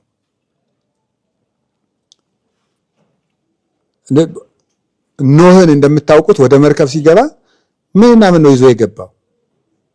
ልጆቹንና እንስሳትን። እነዚያ ኖህ መርከብ ውስጥ የገቡት እንስሳት ምኖች ናቸው? ወደ ቤተ ክርስቲያን ስትገቡ ነው አመሉ እንስሳ የሆነን ሰው እንኳን ሳይቀር ማምጣት አለባቸው። ሰብስብ ያለው ለዛ እኮ ነው። ወደ ቤተክርስቲያን አመሉ እንስሳ የሆነ ሰው አውሬ የሆነ ሰው ማምጣት አለብን። ወይም ደግሞ ምን ማለት ነው? ክርስቶስ እንደዚህ አይነት ሰዎችንም ቢሆን ችሎ ይኖራል በመቅደስ ውስጥ እንደ አራዊት እንደ እንስሳ ይሆን እነዚህ አብረው ይኖራሉ። አይ ጌታ ሆይ እንክርዳዱን አጥፍተህ ስንዴውን ብቻ በመቅደስ አኑርልን፣ ክፉ አባቶችን ነቃቅለህ ደጋግ አባቶችን ብቻ ስጠን፣ ክፉዎችን አባቶች ነቃቅለህ አጥፋቸው፣ አውሬውን አስወጣው፣ እባቡን አስወጣው፣ ጥንቸሉን አስወጣው፣ ዝንጀሮውን አስወጣው፣ ቀበሮውን አስወጣው፣ ኖህ ብቻ ይኑርልን፣ የእሱ ልጆች ብቻ በመርከቡ ይኑርልን አይባልም። አንችልም። ክርስቶስ በቤተ ክርስቲያኑ አራዊትንም እንስሳትንም ሰብስቦ ይኖራል። ያን ያደርጋል። የእግዚአብሔር ቸርነት ነው ይህን የሚያደርገው። በማንም ላይ የመፍረድ ስልጣን የለንም። የምንፈርድበት ሞራልም የለንም። ሁላችንም ታማሚዎች ነንና ቀኝ አይኑ የታመመበት ሰው ግራ አይኑ በታመመ ሰው ሊስቅ አይችልም። ምንም ሁሉም ያው ከእግር እስከ ራስ ድረስ ያልታመመ የለም ብሏል ኢሳይያስ። አንዱ ጨጓራ ቢያመው አንዱ ልብ ህመም ቢያመው ማን በማን ይስቃል? ህመም ነው። የኃጢአት ልዩነት ነው እንጂ ያልታመመ የለም። ስለዚህ ሰው ያስፈልገናል። እገሌ ክፉ ነው አያስፈልገንም፣ እገሌን አያሳየኝ አይባልም። ዘመዶች ቁርባንም ጸሎትም ምንኩስናም ቆብም ቀሚስም መቁጠሪያም ምጽዋትም ማህበር መጠጣትም ተክሊል ማግባትም ቅስናም ጵጵስናም ሰው ጥሎ መንግስተ ሰማያት የለም እና ሰው የሚናፈቅ ፍጡር ነው። ሰው የሚያስጠላው ሰው ክርስቶስን የሚጠላ ሰው ነው። ለዚህ ነው መተህ እንድታይ ሳልሞት ልይህ። እኔ እውነት ቅዱስ ጳውሎስ በጣም ነው የሚገርመው እኮ እንዴ ምንድን ነው ያለ? ፊልጵስዩስ መልእክቱ ምዕራፍ 1 ላይ ልሄድ ከክርስቶስ ጋር ልኖር እናፍቃለሁ አለ። ምን እንደምመርጥ አላውቅም፣ ወደ ጌታዬ መሄድ እፈልጋለሁ፣ ብኖርም ደግሞ ከዚህ መልካም ነው። ለእኔ ህይወት ማለት ክርስቶስ ነው፣ በሱ ከሆነ ሞትም ቢሆን ጥቅም ነው አለና ወደ ክርስቶስ ልሄድ እናፍቃለሁ ያለው ሰው ቅዱስ ጳውሎስ መሞቻው እንደደረሰ እያወቀ ወደ ክርስቶስ ሊሄድ ሲል እንዴት ጢሞቴዎስ ይናፍቀዋል? ልቡ በጣም ሰው የሚወድ ክርስቶስን የሚመስል ፍጹም አፍቃሪ ልብ ያለው ሰው ስለሆነ ነው ቅዱስ ጳውሎስ። እንዴት ወደ ክርስቶስ እየሄደ ሰው ይናፍቀዋል? ለካማ ወደ ክርስቶስ የቀረበ ሰው ነው ሰው የሚናፍቀው። ሰው የሚያስጠላ ሰው ደግሞ አጋንንት የቀረቡት ሰው ነው። ለካ ሰው ወደ እግዚአብሔር ሲቀርብ ሰው ይናፍቀዋል። ቅዱስ ጳውሎስ ወደ እግዚአብሔር በቀረበ ቁጥር ሰው ይወድ ነበር። እግዚአብሔር የቀረበው ሰው ይወዳል። እግዚአብሔርን በዚያ መልክ ያየዋል እና ልጄ ጢሞቴዎስ ሳልሞት ልሂድና እባክህን አለው። ሁለተኛ እግዚአብሔር በዚህ ዓለም ላይ ይሄንን ዓለም እንድንጠቀምበት አድርጓል። መመጻደቅ አያስፈልግም። ከዚህ ዓለም የምፈልገው ነገር የለም አይባልም። አሁን ይሄንንም ደግሞ የሚያስተምር ነው። የበቃ ሰው እንኳን ቢሆን ይህ ዓለም ከንቱ ነው ማለት ምናምን አይችልም። ቅዱስ ጳውሎስ እንኳን በርኖስ አስፈልጎታል። ስትመጣ ብርድ ስለሆነ በርኖሱን ይዘህልኝ አለው። ስለሚበርደው እሱም ደግሞ እነዚህ ዓለም ይህን ዓለም አልፈልግም። አንድ ሰው ሄዶ ገዳም እንደገባ የምታውቁት ገዳም እንደገባ አባቶች ሌት ተነስተው ወደ ስራ ሲሄዱ እሱ ገዳም ነው እንዴ እናንተ ይሄን ያህል ስጋውያን ናችሁ እንዴት እንዴ እርሻ ቁፋሮ ይሄንን ያዛችሁት? ይሄማ ባለ ትዳሮች ሲሰሩት የለ ደግሞ ጸሎት ነው እንጂ ለመነኩሴ ደግሞ እርሻ አለ። ይቅር ይበሉን አባታችን። እሺ በሉ አባታችን ቤት አንጥፉላቸው፣ መጽሐፍ ስጧቸው።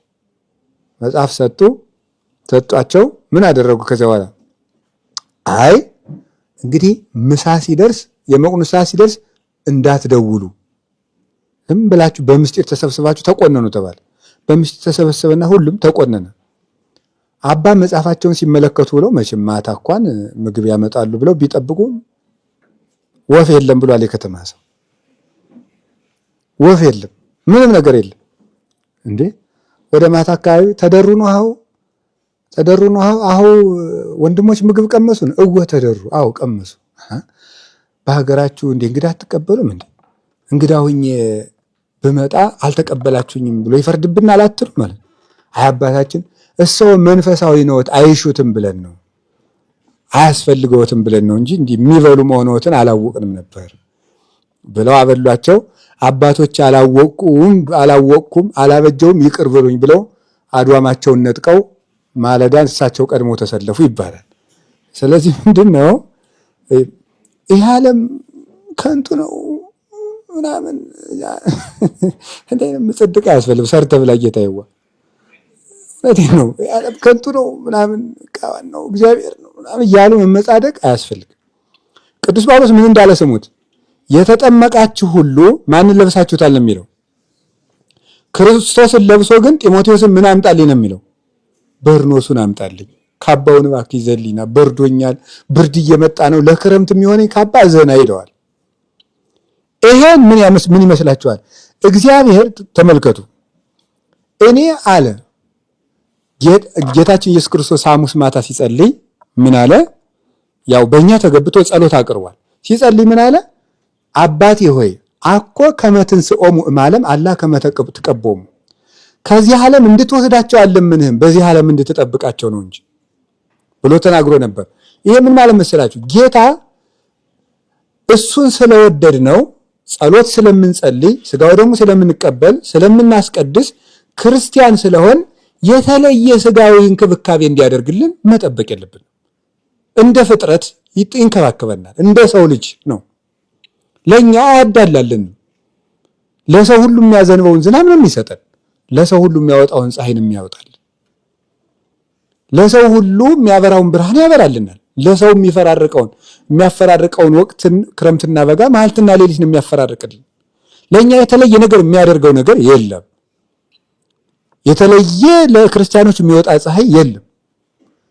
ስለዚህ ህመምም እንደ ሰው እንታመማለን፣ እንደውም አብልጠን እንታመማለን። እሱን መምሰል ስላለብን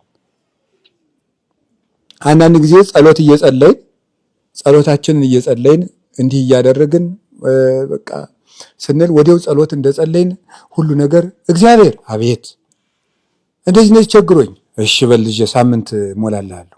እግዚአብሔር አቤት ማክሰኞ እንደዚህ አይነት ነገር አድርግልኝ እሺ ልጄ። እግዚአብሔር አቤት እኔ እንትና እያበሸቀኝ ነው እሺ ልጄ አሳርፍልሃለሁ። እግዚአብሔር እንደዚህ የምንለው ይመስለናል። እና እግዚአብሔር እንደ የኛ ሰራተኛ አይደለም። እንደውም በዚህ ስለ ጸሎት ሲናገሩ የቤተክርስቲያን አባቶች ምን ይላሉ? እግዚአብሔር ባለዕዳ አይደለም አባትህ ነው እንጂ ይላሉ። ባለዕዳ አይደለም ማለት እንክፈለኝ የምትለው አይደለም። ጸሎት ንግድህ አይደለም፣ ከክርስቶስ ጋር የምትኖርበት ህይወት ነው።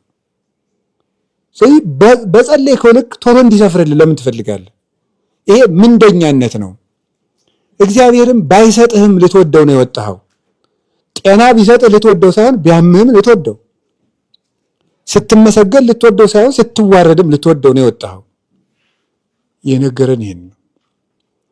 ስለዚህ እግዚአብሔር በዚህ ዓለም ጳውሎስን ሊበርደው ነው ጌታን ለብሶ እንደ ሲባል ነገር የለም። እንደዚህ ያለች ነው የተባለው። አንድ ማሆይ ገዳም ገብተው ዕለቱን የገቡለት ነው አሉ። ድንገት እሳት እየሞቁ ተፈራጥሮ በልቷቸው የገቡለት እኮ ነው ገዳም። እሳት ሙቁ ብለው ትተዋቸው ሌሎች ነባር እናቶች ሊጸልዩ ሲሄዱ እሳቸውም ልጆ እሳት እየሞቁ ፍንጥር ብሎ ይፈጃቸዋል። እናንተ እኛን ጣድቃኖቹን እንዲህ ያደረገ ኃጣንንማ እንዲህ ሊያረጋቸው ነው አሉ። እንዴ ዕለቱን የገቡለት እኮ ነው። እንዴ እናቴ እና እንደዚህ እኮ ነው። በቃ እኛን እንኳን ጣድቃኑን ፈጀናሉ ማለት እና እንደ በቃ እግዚአብሔር እንዳይነካን እኛ ስለጸለይን በቃ ስላስቀደስ ሰሞኑን አስቀድሻለሁ እንዴ ምንም አይደርስብኝም። ኧረ የለም እንዴ ምንም አይደርስብኝ። እንግዲህ ጳውሎስን ባይበርደው እናቴ ጌታን ለብሶ ቅዱስ ጳውሎስ እንኳን እየበረደው። ስለዚህ እግዚአብሔር መከራ እንዳንቀበል አይደል። እንዲያውም እግዚአብሔር ይሄንን ዓለም የናቀው እንኳን በሱ በሚያምኑት የሚሸነፍ መሆኑን በማሳየት ነው። ይሄ ዓለም ቀላል መሆኑ በምን ይታያል ሲባል እንኳን እግዚአብሔር በእግዚአብሔር ያመኑ ስለሚያሸንፉት አሸንፈውም ስላሳዩን ቅዱሳን አባቶቻችን ያንን ደግሞ ያደረጉት በእኛው ስጋ ነው። ኤልያስ ዘከማነሰብ ወዘከመ ነሐምም ይሐምም። ኤልያስ እንደኛ ሰው ነበር። እኛ እንደምንታመም ይታመማል ማለት ለኤልያስ እግዚአብሔር የተለየ ስጋ አልገጠመለትም። እኛ እንደምንታመም ይታመማል፣ እንደምንደክም ይደክማል። ጸለየ ከመ ኢይዝንም ዝናብ፣ ዝናብ እንዳይዘንም ጸለየ፣ አልዘነምም። ወካዕበ ጸለየ ከመ ይዝንም፣ ዳግመኛም እንዲዘንም ጸለየ፣ ዘነመ። ግን እንደኛ ሰው ነበር። አንድ ሰው ወደ ቅድስና በሄደ ቁጥር ወደ ጸሎት በቀረበ ቁጥር ከማይጸልዩት የተለየ ምድራዊ እንክብካቤ እግዚአብሔር እንዲሰጠው አይጠብቁም። ቅዱሳን ከዚህ የወጡ ናቸው። ቅዱስ ጳውሎስን እንኳን ከመታሰር ያላዳነ ጌታ ሌላው ክርስቲያን እንዳይታሰር አያደርግም እግዚአብሔር። ቅዱስ ጳውሎስ እንዳይበርደው ያላደረገ ጌታ እኛን እንዳይበርደን አያደርግም። ቅዱስ ጳውሎስ እንዳይሳደብ ያልተከላከለለት ጌታ እኛን እንዳንሰደብ አያደርግም። እንዳይደበደብ ቅዱስ ጳውሎስን ያላስጣለ ጌታ እኛን አትደብደቡ አይልም። በመንገዶቹ የሚጠቅመን ከሆነ ነው ደስ የሚለው። ነገር ግን እግዚአብሔር የማይጠቅመንን መከራ ወደኛ አይልክብንም።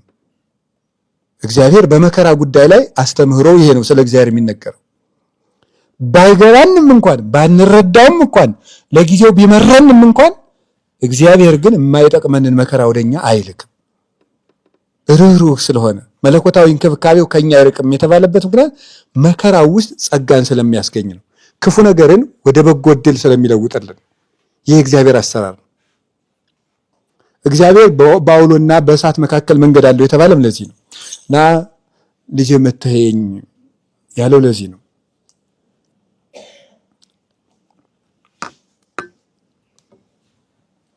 በርኖሱንና መጽሐፉን አምጣልኝ ያለው ከዚህ የተነሳ ነው። ከዛ መጨረሻ ላይ ግን ሞት ቅዱስ ጳውሎስ ክረምት ያለው ሞቱን ነው ይላሉ አባቶቻችን። ቅዱስ ጳውሎስ ክረምት ብሎ የጠራው ሞቱን ነው። ስለዚህ አሁን ክረምት ተብሎ ሲጠራ በዛሬው ትምህርታችን አጠራር ስለ ሞት ነው እያወራን ያለ ነው ማለት ነው። በዛሬው ትምህርታችን። በሌላው ትምህርታችን ደግሞ ስንገናኝ ክረምት ደግሞ ሌላ ነገር ነው። ክረምት ክርስቶስም ዝናብ ስለሚባል ማለት ነው። በዚህኛው ደግሞ ሌላ ትርጉም አለው። ክረምት ያለው ሞትን ነው። አባቶቻችን በአንድምታቸው 3 ተርጓሚ ሰጥተውታል። ሌሎች አባቶች ደግሞ ሌላ ትርጉም ጨምረውበታል። አንደኛው ክረምት ብሎ የጠራው ሞትን ለምንድን ነው ሲባል አባቶቻችን ክረምት ታች ውሃ ነው ላይ ውሃ ነው አያስተያይም፣ ሳንሞት እንተያይ ማለቱ ነው ጳውሎስ ይላል። ክረምት ላይ ውሃ ነው ታች ውሃ ነው አያስተያይም፣ ሳንሞት እንተያይ ነው። እውነቴን ነው። አሁን እኔ የሚገርመኝ ነገር በኢትዮጵያ የለመድነው ነገር ሰው ሲሞት ማልቀስ ለምዶብናል። ብንለፈልፍ ግን ሌላውን የሚሰማ የለም። ሰው ሲሞት ማልቀስ ግን ጌታው እያልን ማልቀስ እናውቅበታለን። እንደው ግን ካብለለለ ሲለቀስ እንደው ልቅሶ ላይ የሚሳቅ ቢሆን እኔ ምስቅ በኢትዮጵያ ሰው ልቅሶ ነው። የሚሳቅ ቢሆን እንደው በማይክ ነበር ምስቀው የልቅሶ ዕለት ከት ብዬ ማለት ነው። አንተ ከሃዲ ሲል የነበረው የኔ ሩህ የኔ ደግ የኔ ጌታ የኔ አቤት ወሬያም ሁላ አይባልም እንጂ የገጠር ሰው መሳደብ ሲያምረው እነግርህ ነበር ይላል። ከፍተኛ ስድብ እኮ ነው ግን ይገርማቸዋል። እነግርህ ነበር ማለት መነገር ይሻላል። አይ ምን የሚያዋርደው ነገር ኑሮ ነው እናንተ እንደው ብሎ በሰው እኮ አስጠርጥሮ ጨረሰው። ቢሰድበው አንድ ስድብ ነበር የሚሰድበው። እነግርህ ነበር ስላለው ግን ሌባ አልሆነ ይሆን እንትን ነው እያለ ሰው ሁሉ ልቡ ታሞ ማለቁ ነው። እና ነግርህ ነበር ከባድ ስድብ ነው። እና ሁለት ከባድ ስድቦች አሉ። አንደኛው ነግርህ ነበር የሚለው ነው። ሁለተኛው የምልህ የጠፋኝ የሚለው ከባድ ስድብ ነው። ማለት ስድብ ሁሉ አይገልጽህም አንተን ማለት ነው። እንደዚያ ማለት ይሄ በጣም ከባድ ስድብ ነው። እና እንዲህ አሁንን የምለው ያለ በቅዱስ ጳውሎስ ጋር ለኢትዮጵያ ኦርቶዶክስ ተዋሕዶ ቤተክርስቲያን ምዕመናን ለሁላችን ሁሉ ሳንሞት እንተያይ ነው የምለው። ሞት ስለሚወስደን ክርስቲያን አሁን እየታረደ እያየን ነው። እና ሳንሞት ብንፋቀር ምን አለ ለማለት ፈልጌ ነው። ሳንሞት እንተያይ። ልጄ ጢሞቴዎስ እባክህ ሳልሞት መጥተህ ልይህ አለው። አባቶቻችን ልጆቻቸውን፣ ልጆች አባቶቻቸውን ሳንሞት እንታረቅ። እማያስተያይ ሞት ግዱን ስለሚመጣ አያሳየኝ መባባላችን እንተው። አሁን ነው መተያያችን ጊዜ። አሁን እንዳላያችሁ ከተባባል ነገም በገሃነም የማንተያይበት ዓለም ውስጥ እንገባለን።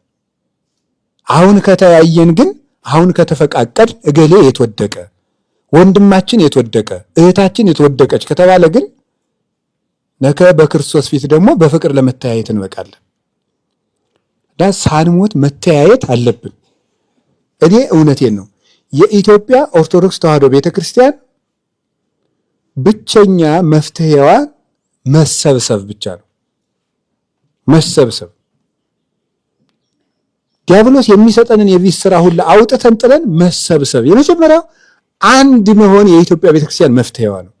ሁልጊዜም ቢሆን እኔ አሁንም ቢሆን ቅዱስ ጳውሎስስ በክብር ሳልሞት ልይህ ነው ያለው። እኛ ደግሞ ተበልተን ሳናልቅ ሳንሞት ብንገናኝ ጥሩ ነው። እማያገናኝ ሞት ስላለ ሞት መጋረጃ ነው። ክረምት አያተያይም፣ ውሃው ይሞላል። በቃ ማዶ ለማዶ ሆኖ መክረም ነው እስከ መስከረም። አሁንም የማያተያየን ሞት ስለሚመጣ ወንድሞቻችን እህቶቻችን ጋር መፋቀር፣ ቤተ ክህነት እንደ ቤተ ክህነት እኔ አንተን ቢያረገኝ ይላል አንዳንድ ሰው ምክር ሲመክር፣ እኔ አንተን ቢያረገኝ እንዲህ ያረግ ነበር እንደሚባለው እኔ አሁን አንድ ሰው በቃ እኔ ያልሆንና ሌላ ሰው የሆነ ሰው እየመከረን አድርጋችሁ ቁጠሩ። አሁን ቅዱስ ጳውሎስ እየመከረ እንደሆነ እንደሚመክረን አስቡ። የኢትዮጵያ ቤተ ክህነት ሆይ፣ የኢትዮጵያ ምዕመናን ሆይ፣ የኢትዮጵያ ካህናት ሆይ፣ የኢትዮጵያ መነኮሳት ሆይ፣ የኢትዮጵያ ክርስቲያኖች ሆይ እናንተን ቢያረገኝ አሁን ተሰብስቤ አንድ ሆን ነበር ነው የሚለን ቅዱስ ጳውሎስ። ቢያንስ እንደው ኑረን መፋቀር እንኳን ቢያቅተን እየሞትን መታረቅ እንዴት ያቅተናል? ሰው እየታረደ ሰው እየሞተ ዘብዛባ ሁላ እኮ ነን። እንደው በእውነቱ እንደው ዝብዝብ ያልን እንደው ምን እላችኋለሁ? ለምን መሰላችሁ ዘብዛባ ያልኩት? ትልልቅ የቤተ ክርስቲያን አጀንዳ እያለ ሰደብከኝ እንትን አልከኝ እንዲሁ ምን ይሉታል? አሁን ይሄን ተከናንበብኝ አልፈ ነበረ። ሰው እየሞተ ማለት ሰው ሞተ፣ የክርስቶስ አካል ሞተ ብን ማን ይሰማል? አንዳንዳችንን እንደ ቀበሮ ነጥቆ ሲጨርሰን ይዘ ጊዜ ይገባናል። አሁን እኔ የምለው ቅዱስ ጳውሎስ ወደ ክብር እየሄደ ነው። እኛ ግን አሁን እኔ እንደው እግዚአብሔር በሚያውቀው እንደው በረከታቸው ይድረሰንና የኔታ ጥበቡ ወላዲ አይላፍ መልአከ ምሕረት የኔታ ጥበቡ አንድ ያሉት ነገር አለ። ገበሬዎች ተሰብስበው ዝናብ አልዘንምልን አለ የኔታ ሲሏቸው ምንድን ነው ያሉ? ገበሬውን በሙሉ አስታርቁትና ይዘንብላችኋል አሉ። አስታረቁ፣ ዘነበላቸው። ታረቁ። ሲታረቁ አለ ገበሬው በሙሉ። አሁን ታውቃላችሁ ሰኔ ወር በብፁዕ ቅዱስ አቡነ ማትያስ አማካይነት በፓትርያርካችን ምህላ ታውጇል። ከምህላው ጋር የኢትዮጵያ ኦርቶዶክስ ተዋሕዶ ቤተክርስቲያን ቤተ ክህነት ማድረግ ያለበት ማንኛውም ኦርቶዶክስ በአንድ ወር ውስጥ የተጣላ ታረቅ መባል አለበት። እንግዲህ ብለን ሳንታረቅ እግዚኦ መሐረነ ክርስቶስ እንዲሁ እግዚአብሔር መቀለጃ ነው እንዴ? በፍጹም ሊሰማን አይችልም። እንደ አስቆረርኩሙን እንደ ኢታስተርእዩኒ ምንም ነገር ይዛችሁ ብትመጡ እንደ አትታዩኝም እኮ ነው የሚለው በኢሳይያስ።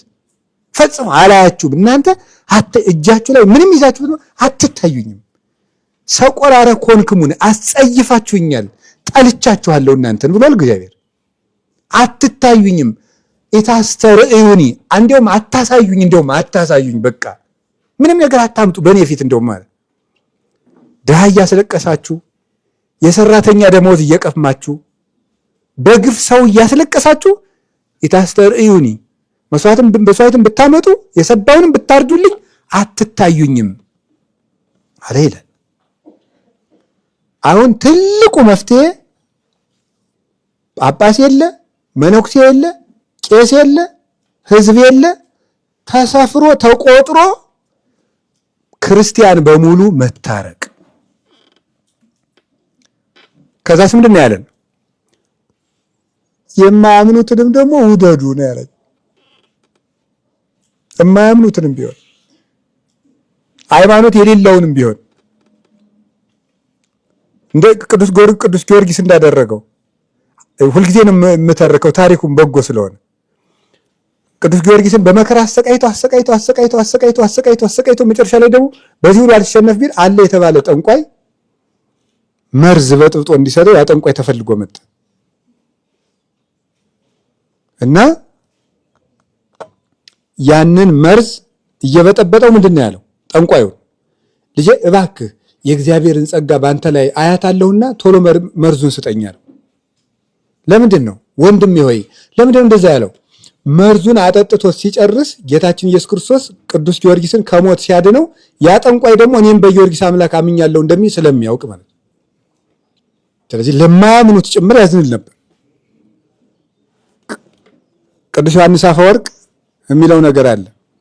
ጠላቶቻችሁን ውደዱ ብሎን ሳለ ጌታ ወዳጆቻችንን ስንጠላ ብንገኝማ ለሱ ምን እንመልስለታለን ይላል። ጠላቶቻችሁን ውደዱ ብሎን ሳለ ወዳጆቻችንን ስንጠላ ከተገኘን ምን እንመልስለታለን? ያለ ፍቅር ያለ መታረቅ ምህላችንም ደመናትን አያልፍም።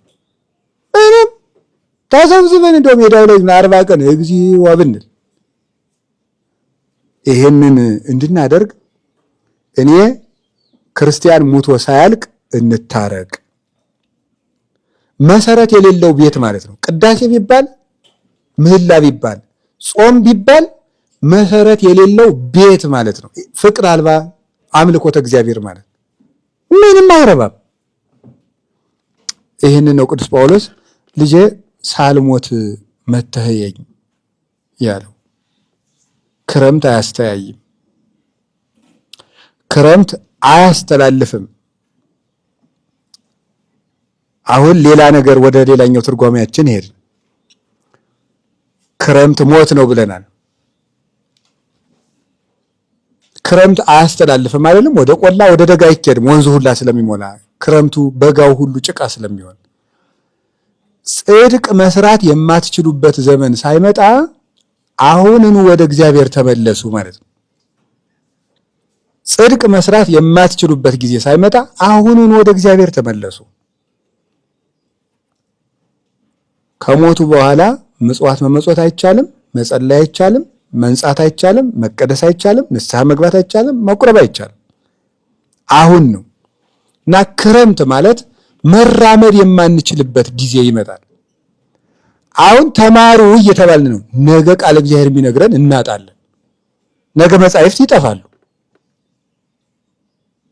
ትንቢት አይደለም መጽሐፍ ያስቀመጠው ትንቢተ አሞጽ ምዕራፍ 8 ላይ ተቀምጧል። ረሃብና ጽምን አመጣለሁ። ረሃብና ጽሙ ግን የእንጀራ አይደለም የእግዚአብሔር ቃል ነው ይላል።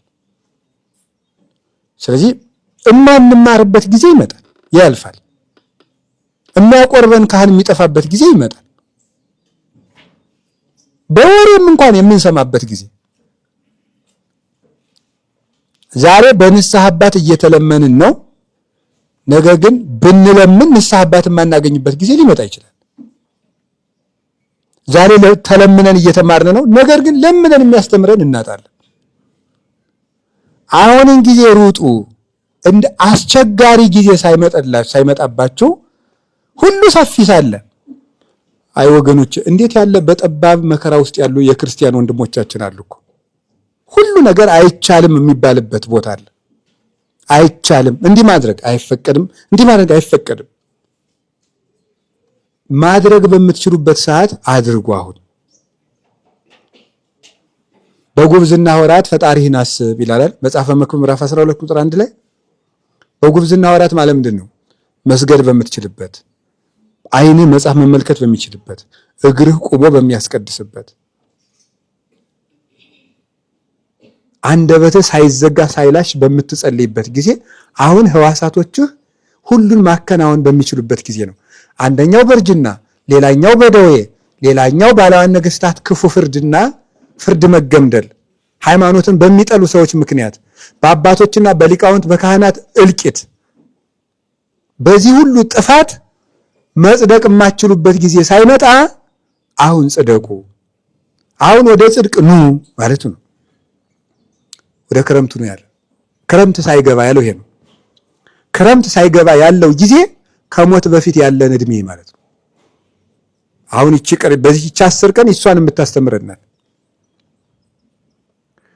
እንደው ከክፋት ለመዳን ምን ላድርግ ተብለው ሲጠየቁ አባቶቻችን ምን ብለው ይሉታል? ትልቁ መፍትሄ ዛሬ ብሞትስ የሚል ቃል ነው ይላሉ።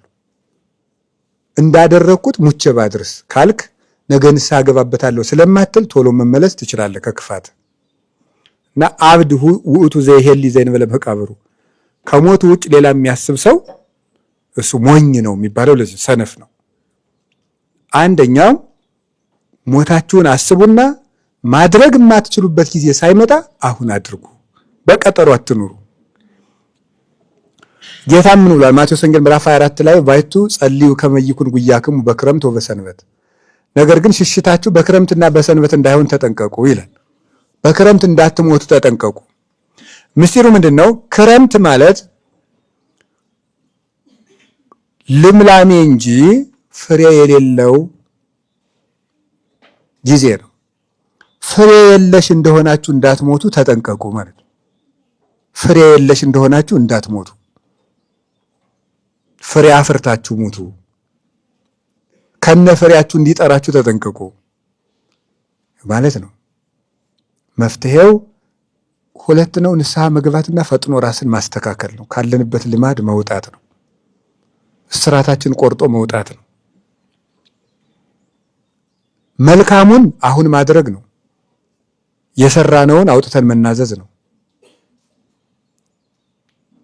ልማዳችንን አሁን ማቆም ነው። 3 ነገር እግዚአብሔር ከኛ ይፈልጋል። የያዝነውን ልማድ መቁረጥ፣ መልካሙን ነገር አሁን መጀመር፣ እስካሁን የሰራነውን አሁን ማውጣት። እነዚህ 3ቱ ናቸው ሞት የሚፈራ ሰው የሚያደርጋቸው። ትሞታለህና ዛሬ ቤትህን አስተካክል እንደተባለው እንደ ሕዝቅያስ አንድ ሰው ሞቱን እንዳሰበ ዛሬ ምን ያደርጋል? ዕለቱን 3 ነገር ያደርጋል። ክፋቱን አውጥቶ ይጥላል። እስካሁን የሰራውን ይናዘዛል። አሁን እየሰራ ያለውን ያቆማል። መልካም ነገርን አሁን ይጀምራል። ክረምት ሳይገባ ማለት ማድረግ የማትችሉበት ጊዜ ሳይመጣ አሁን አድርጉ ነው። የምትችሉበት ነገር አይለፋችሁ ነው። አሁን መማር እንችላለን፣ ማንበብ እንችላለን፣ መናዘዝ እንችላለን፣ መታረቅ እንችላለን። ሁሉን ነገር አሁን አድርጉት። ከሕዋሳት አንጻር፣ ከዘመን ክፋት አንጻር፣ ከክፉ ሰዎች አንጻር ሁሉን ነገር የማንችልበት ጊዜ ይመጣል። ቤተ ክርስቲያን እንኳን የማንሄድበት ጊዜ እኮ ይመጣል። መሄድ የሚከለከልበት ጊዜ ማን እንደሚያደርገው አናውቅም። አሁን ነው መስራት ያለብን ሁሉን ነገር። እሱን ነው በክረምት እንዳትሄዱ ማለት ፍሬ የለሽ ናችሁ እንዳትሆን እንደሆናችሁ እንዳይጠራችሁ ተጠንቀቁ ማለቱ ነው። ጌታ ይሄን ያለው በሰንበት ያለው ደግሞ ሰንበት እረፍት ነውና በእረፍት ሳላችሁ ሳትተጉ ማለት ነው። በስንፍና ሳላችሁ እንዳይወስዳችሁ ከነ ስንፍናችሁ እንዳይጠራችሁ ለምኑት። ስለዚህ እንዲህ እንዳላችሁ እንዳያነሳችሁ ጊዜ ስጠኝ ብላችሁ ለምኑት ማለት አይደለም። አሁኑኑ አንሳኝ በሉት። ልብ ስጠና አንሳኝ ዛሬ ቀስቅሰኝ በሉ ነው። እሱን ለማለት ነው። አባቶቻችን ይህን ሲተረጉሙ ክረምት ከባድ ነው ይላሉ። ክረምት ከባድ ነው፣ የመምህር ሞትም ከባድ ነው ይላሉ። ክረምት ከባድ ነው፣ የመምህር ሞትም ከባድ ነው። ስለዚህ አሁን ዛሬ እውነት ለመናገር ቢኖሩልን የምንላቸው ስንት አባቶች አሉ፣ ያጣናቸው ማለት ነው። ድሮ ግን አይገባንም ነበር። እኔ ለምሳሌ እውነቱን ለመናገር አሁን የኔታ ጥበቡን ጉባኤ ቤት ስንት ቀን በመኪና እያለፍኩት ወደ ባህር ዳር ሄጃለሁ። አይ ቸኩያለሁ፣ ሌላ ቀን መጥቼ ሰላም ነች ያስደግሚያለሁ እያልኩ። ዛሬ ግን የሉ። ወዴት ይገኛል ቢባል አባት የለ እና ስንት ቢኖሩልን የምንላቸው አሉ። እነ የኔታ ኃይለ ሚካኤል ቢኖሩልን ሲጨንቀን ሄደን የምናለቅስባቸው፣ ሲጠበን የምናርፍባቸው፣ የሚያሰፉልን፣ ሸክም የሚያቀሉልን፣ የሚያጽናኑን፣ መንገድ የሚያሳዩን ቢኖሩልን የምንላቸው ብዙ አሉ። ያን ነው ቅዱስ ጳውሎስ እኔ ሳልሞትና ያለው ለዚህ ነበር። ይህ ምንድነው? ክረምት የሚባለው አንደኛው ከሞት አንጻር ሲታይ አባቶች እንደሚተረጉሙት ሰውነት ጨርሶ ማይበል ሆኖ ሳያሰጥም ስራ ዛሬ ወደ እኔና ጳውሎስ የቤተ ክርስቲያን ትምህርት ውክልና ነው ይላሉ። ስለዚህ ቅዱስ ጳውሎስ ወደ እኔና የሚለው ወደ ቤተ ክርስቲያን ትምህርትና ሰውነት ማይበል ሆኖ ሳያሰጥም እየሰራው ያለው ጎርፍ ነገር ያ ወስዶ ሳይጨርስ ዛሬ ሆኖ ወደ ቤተ ክርስቲያን ተመለስ ማለቱ ነው። ቅዱስ ጳውሎስ የሐዋርያት ሁሉ ውክልና ነው። በጣም ሙሉ የሐዋርያት ትምህርት ያለው ነው፣ የሐዋርያት ጸጋም ያለውና የክርስቶስ ሁሉ እንደራሴ እኮ ነው። እኔ ሙቻለሁ በእኔ የሚኖረው ክርስቶስ ነው ስላለ፣ ስለዚህ ወደ ጳውሎስ መምጣት ማለት ወደ ቤተ ክርስቲያን መምጣት ነው። ከቅዱስ ጳውሎስ የማይገኝ ነገር ስለሌለ፣ ስለዚህ ወደ ቤተ ክርስቲያን ኑ እያለ ነው።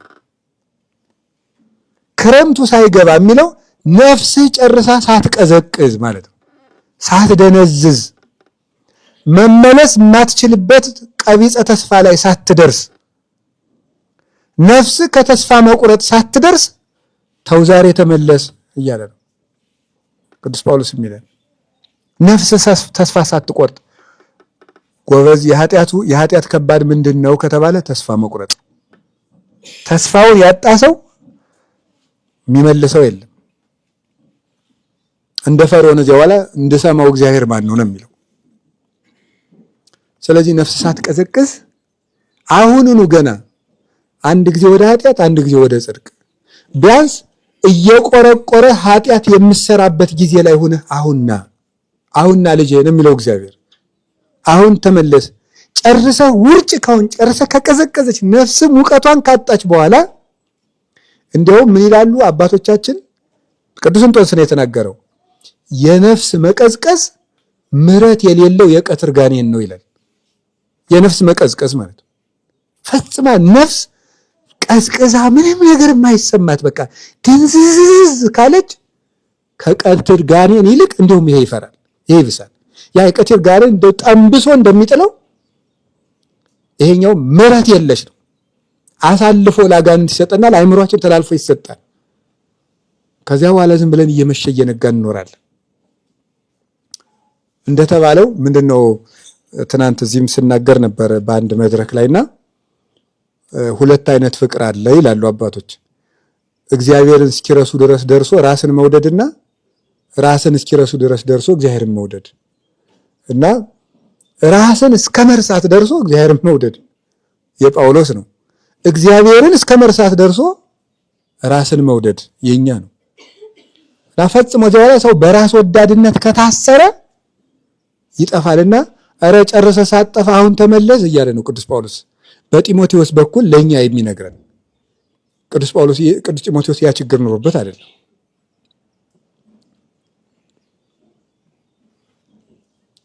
የመምህራንን ሞት ለምንድነው ክረምት ያለው ሲባል መምህራን በጋ ናቸው። ለምን? ለነፍስ ሙቀት ይሰጣሉ። ሙጥቀት ማለት ወኔዋን ያጣቸውን ነፍስ ወኔዋን ይቀሰቅሳሉ። የመንግስተ ሰማያቱን ውበትና የእግዚአብሔርን ቸርነት በማሳየት ወኔዋን ይቀሰቅሳሉ። ስለዚህ የመምህር ተግባሩ ማትጋት ነው። የእግዚአብሔር ተግባሩ ምህረት ነው። መምህር ያተጋል፣ እግዚአብሔር ይምራል። ስራው ማትጋት ነው። የአንድ መምህር የፈዘዘችን ነፍስ መቀስቀስ ነው። ቃለ እግዚአብሔር ደግሞ ምንድን ነው? ማትጊያ ቀንደ መለከት ነው። የንጉሥ አዋጅ ነው። ንጉሱ ብለዋል እንደሚባለው ቃለ እግዚአብሔር የሚነፋው ቀንደ መለከት ነው። መምህሩ አዋጅ ነጋሪ ነው። እግዚአብሔር ደግሞ ንጉሥ ነው።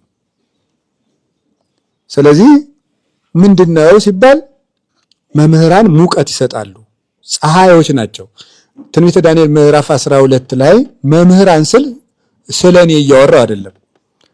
ይህንን የምታሰነፍስ ምሳሌ ነው። በነገራችን ላይ የሰባኪ ድሃ ማለት መድረክ ላይ ተቆሞ የራሱን ሐሳብ የሚሰብክና በስብከት ጠላቱን የሚበቀል ሰው ነው።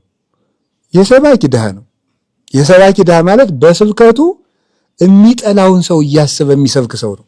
በጣም ነውር ነው ይሄ ማለት ነው። በጣም ነውር እና የእግዚአብሔርን ቃል የሰው መውጊያ ማድረግ ኧረ ጎበዝ፣ በጣም ከዚህ ያድነን። እውነቴን ነው። የእግዚአብሔርን ቃል እንዴት ሰው ተወገበታለ?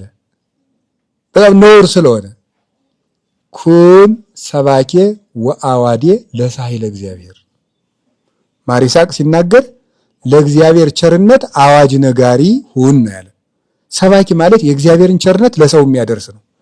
ሰውን በእግዚአብሔር ጥቅስ አናት አናቱን እያለ የሚጥል ማለት አይደለም። ጠላቱን የሚያጠቃና የሚበቀል አይደለም። ጥቅስን መነሻ እያደረገ ሰው መበቀያ የሚያደርግ ማለት አይደለም። ሮሜ ምዕራፍ እንዲህ ነው የሚለው፣ እንዲህ የሚላችሁ እናንተን ነው አይባልም። ኖር ነው እንደ በጳውሎስ አምላክ አይባልም። ስብከት የነፍስ ወደ ክርስቶስ ማጥመጃ መረብ ነው እንጂ ስብከት ሰውን መጉጃ ሰይፍና ጦር አይደለም። አይደረግም።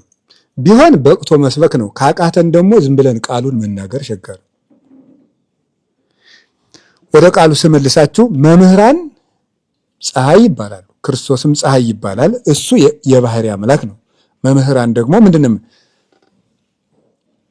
ሰዎችን ከስህተት የሚመልሱ ሰዎች እንደ ሰማይ ጸዳል ያበራሉ ነው የሚለው አይደል? ትንቢተ ዳንኤል ምዕራፍ 12 ላይ እንደ ሰማይ ጸዳል ያበራሉ ሰዎችን ከስህተት የሚመልሱ ሰዎች። ስለዚህ ክረምቱ ሳይመጣ ወደ እኔ ና ማለት መምህር ሳታጣ ወደ ቤተ ክርስቲያን ተመለስ። ለምን ያሳያል። ፀሐይ በብርሃኗ እንደምታሳይ መንገድ የሚያመለክታል። ቢያንስ ዛሬ በዚህ ዘመን በተግባር የሚያሳየን ብናታ በቃል የሚያሳየን ግን አለ። ቅዱሳንን ባናያቸው የቅዱሳንን ሕይወት ግን እየተነገረን ነው። ስለዚህ የሰው ልጅ ምን ማለት አለበት? መምህር ሳናጣ ቶሎ ብለን መስተካከል፣ የሚነግረን ሳናጣ ብርሃን ሳይጎልብን። የቤተክርስቲያን አባቶች እነ ቅዱስ ዮሐንስ አፈወርቅ እነ ቅዱስ ቄርሎስ እነዚህ አባቶቻችን የቤተክርስቲያን ብርሃኖች ናቸው። እናንተ የዓለም ብርሃን ናችሁ እንዳለ። ስለዚህ በምትችሉበት ሰዓት መምህራን በሚያሞቁበት ሰዓት ብርሃን የሚያሳይ መንገድ የሚያመለክት ሳለ አሁን ዛሬ እውነት ለመናገር የሚሰማ ነው እንጂ ለቤተ ክርስቲያን መፍትሄም ሞልቶን ነበረ። የሚሰማ ግን የለም። መፍትሄስ ሞልቶን ነበር። የሚሰማ ካለ ጆሮ ካለ ምን ማድረግ እንዳለብን ቅድስት ቤተ ክርስቲያን ይህንን ዘመን እንዴት መሻገር እንዳለባት መፍትሄ ሞልቶን ነበር። መፍትሄው ደግሞ የኔ መፍትሄ የመምህር ገሬ መፍትሄ ሳይሆን የራሷ የቤተ ክርስቲያኒቱ መፍትሄ ከቤተ ክርስቲያን ያገኘ ነው። ቤተ ክርስቲያን የምንላቸው እኮ የቅዱሳን ንብረት እና የክርስቶስ ንብረት ነው። ከቅዱሳን አባቶቻችን ከነዚያ ከዋክብት ከነ ቅዱስ ዮሐንስ አፈወርቅ ያገኘ ነው ብዙ መፍትሄ ነበር ጆሮ ቢገኝ። ስለዚህ በቤተ ክርስቲያን ያላችሁ ሆይ ክረምት ሳይመጣ ወደ ጳውሎስ ተመልሱ ማለት ወደ ቤተ ክርስቲያናዊ መፍትሄ እንመለስ ነው። አሁን ዛሬ በዚህ ዘመን ሁሉም ክርስቲያን ጨንቆት በየሚዲያው የየግሉን መፍትሄ የሚጫጫበት ጊዜ ነው። ሁሉም የሚያደርገው ጠፍቶት ማለት አንዱ እንትን እናድርግ ይላል፣ አንዱ ደግሞ እንትን እናድርግ፣ አንዱ ደግሞ እንደዚህ ነው። ሁሉም እየለፋ ነው። አሁንም ቢሆን ታልቆ ተርፈክሙ ነው፣ መበላላት ነው የቀራችሁ ብሏል ቅዱስ ጳውሎስ። ተበላልተን ሳናልቅ ክረምቱ ሳይገባ ማለት ተበላልተን ሳናልቅ ወደ ቤተ ክርስቲያናዊ መፍትሄ እንመለስ። ቤተ ክርስቲያናዊ መፍትሄ ሞልቷል። ጆሮ ካለ እስቲ ወንድሞቻችን መፍትሄ አለን የምትሉ መምህራን እስቲ ተሰብስቦና መፍትሄ አንጡ። ማን ብሎናል? ያለንም የለም። እስቲ የምትለፈልፉት መምህራን ሁሉ በዚህ በየሚዲያው እየወጣችሁ ከመለፍለፍ ለቤተ ክርስቲያናችን አንድነት፣ ቤተ ክርስቲያናችን ይህን ክፉ ጊዜ እንድትሻገር እስቲ ልጆቻችን ምን ትላላችሁ ቢባል ቤተ ክርስቲያን ራሷ መድኃኒት አላት። ክርስቶስ በውስጧ በጉያዋ ያስቀመጠላት የመድኃኒት እናት ናት። ቤተ ክርስቲያን መድኃኒት ያላት ቤተ ሳይዳ ናት። ሁሉ ያላት ናት ቤተ ክርስቲያን እና ቤተ ክርስቲያን ራሷ መድኃኒት አላት። መድኃኒት የያዘችውን ቤተ ክርስቲያን ነው የምናሳምማት። መድኃኒቷን አላወጣው ብለን ማለት ነው። ስለዚህ ቅዱስ ጳውሎስ አራት ክረምቱ ሳይገባ ወደ እኔና ብሏል።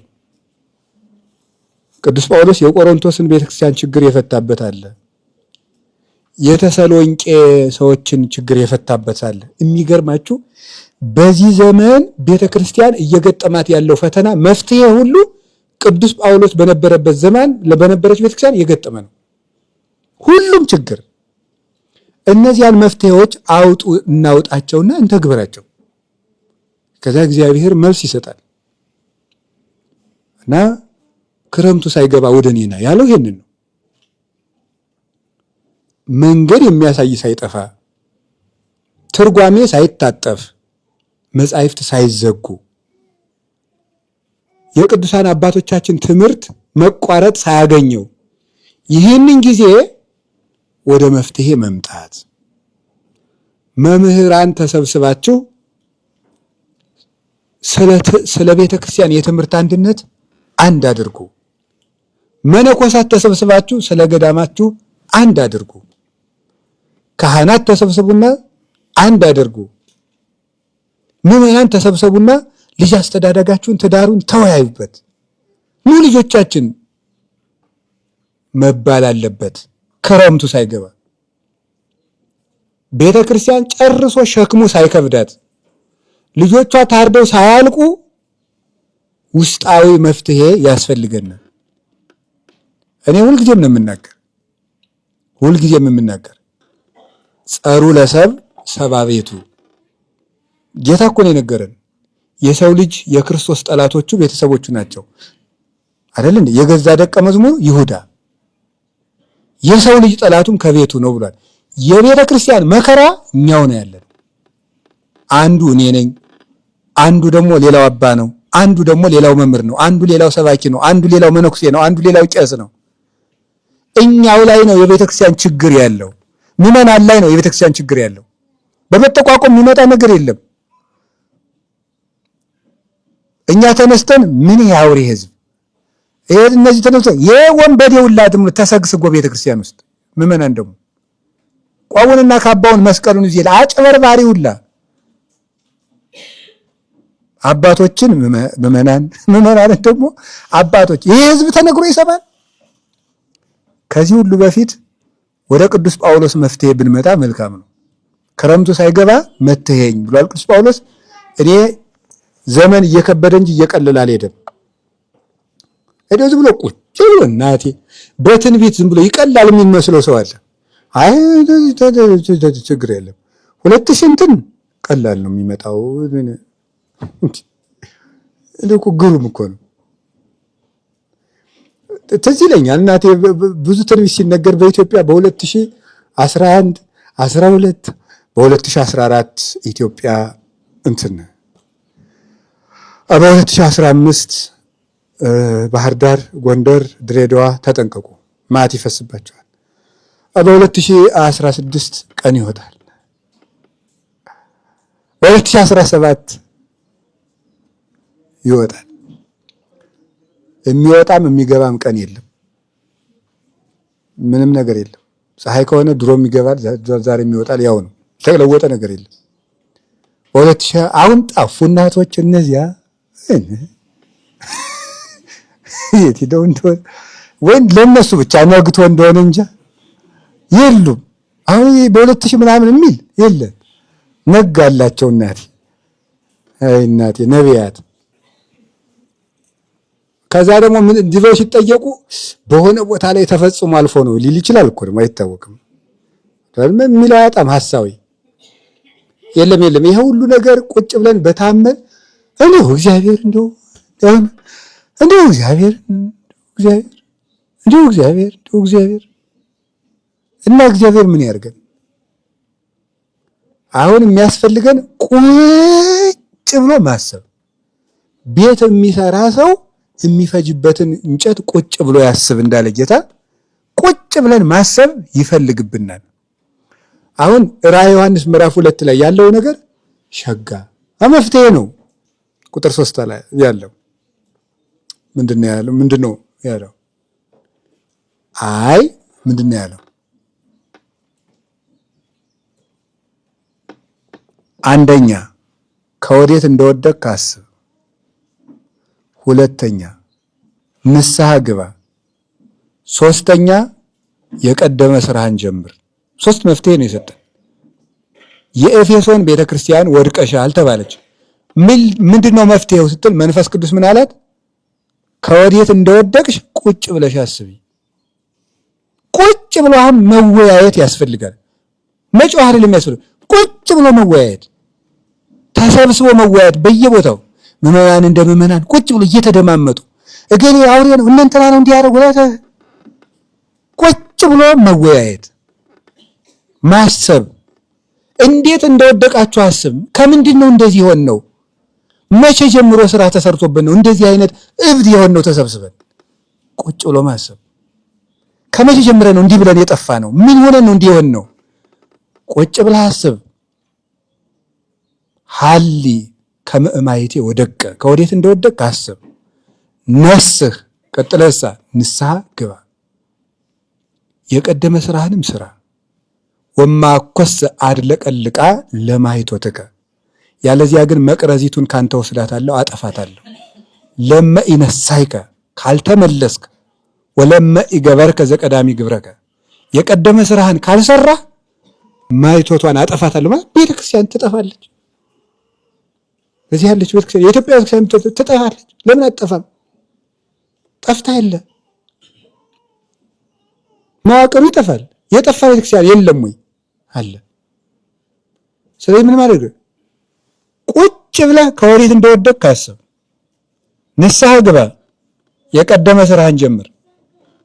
አሁን ሁላችንንም የኢትዮጵያ ቤተክርስቲያን እንድትሻገር ቁጭ ብለን ማሰብ አለብን።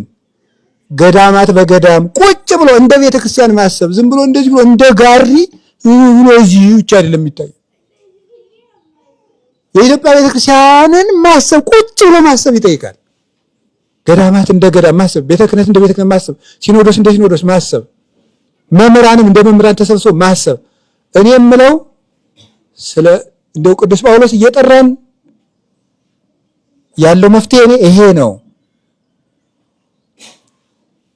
ለቤተ ክርስቲያን ፈውሷም ድህነቷም መሻገሪያዋም ወንጌላዊ መፍትሄ ነው።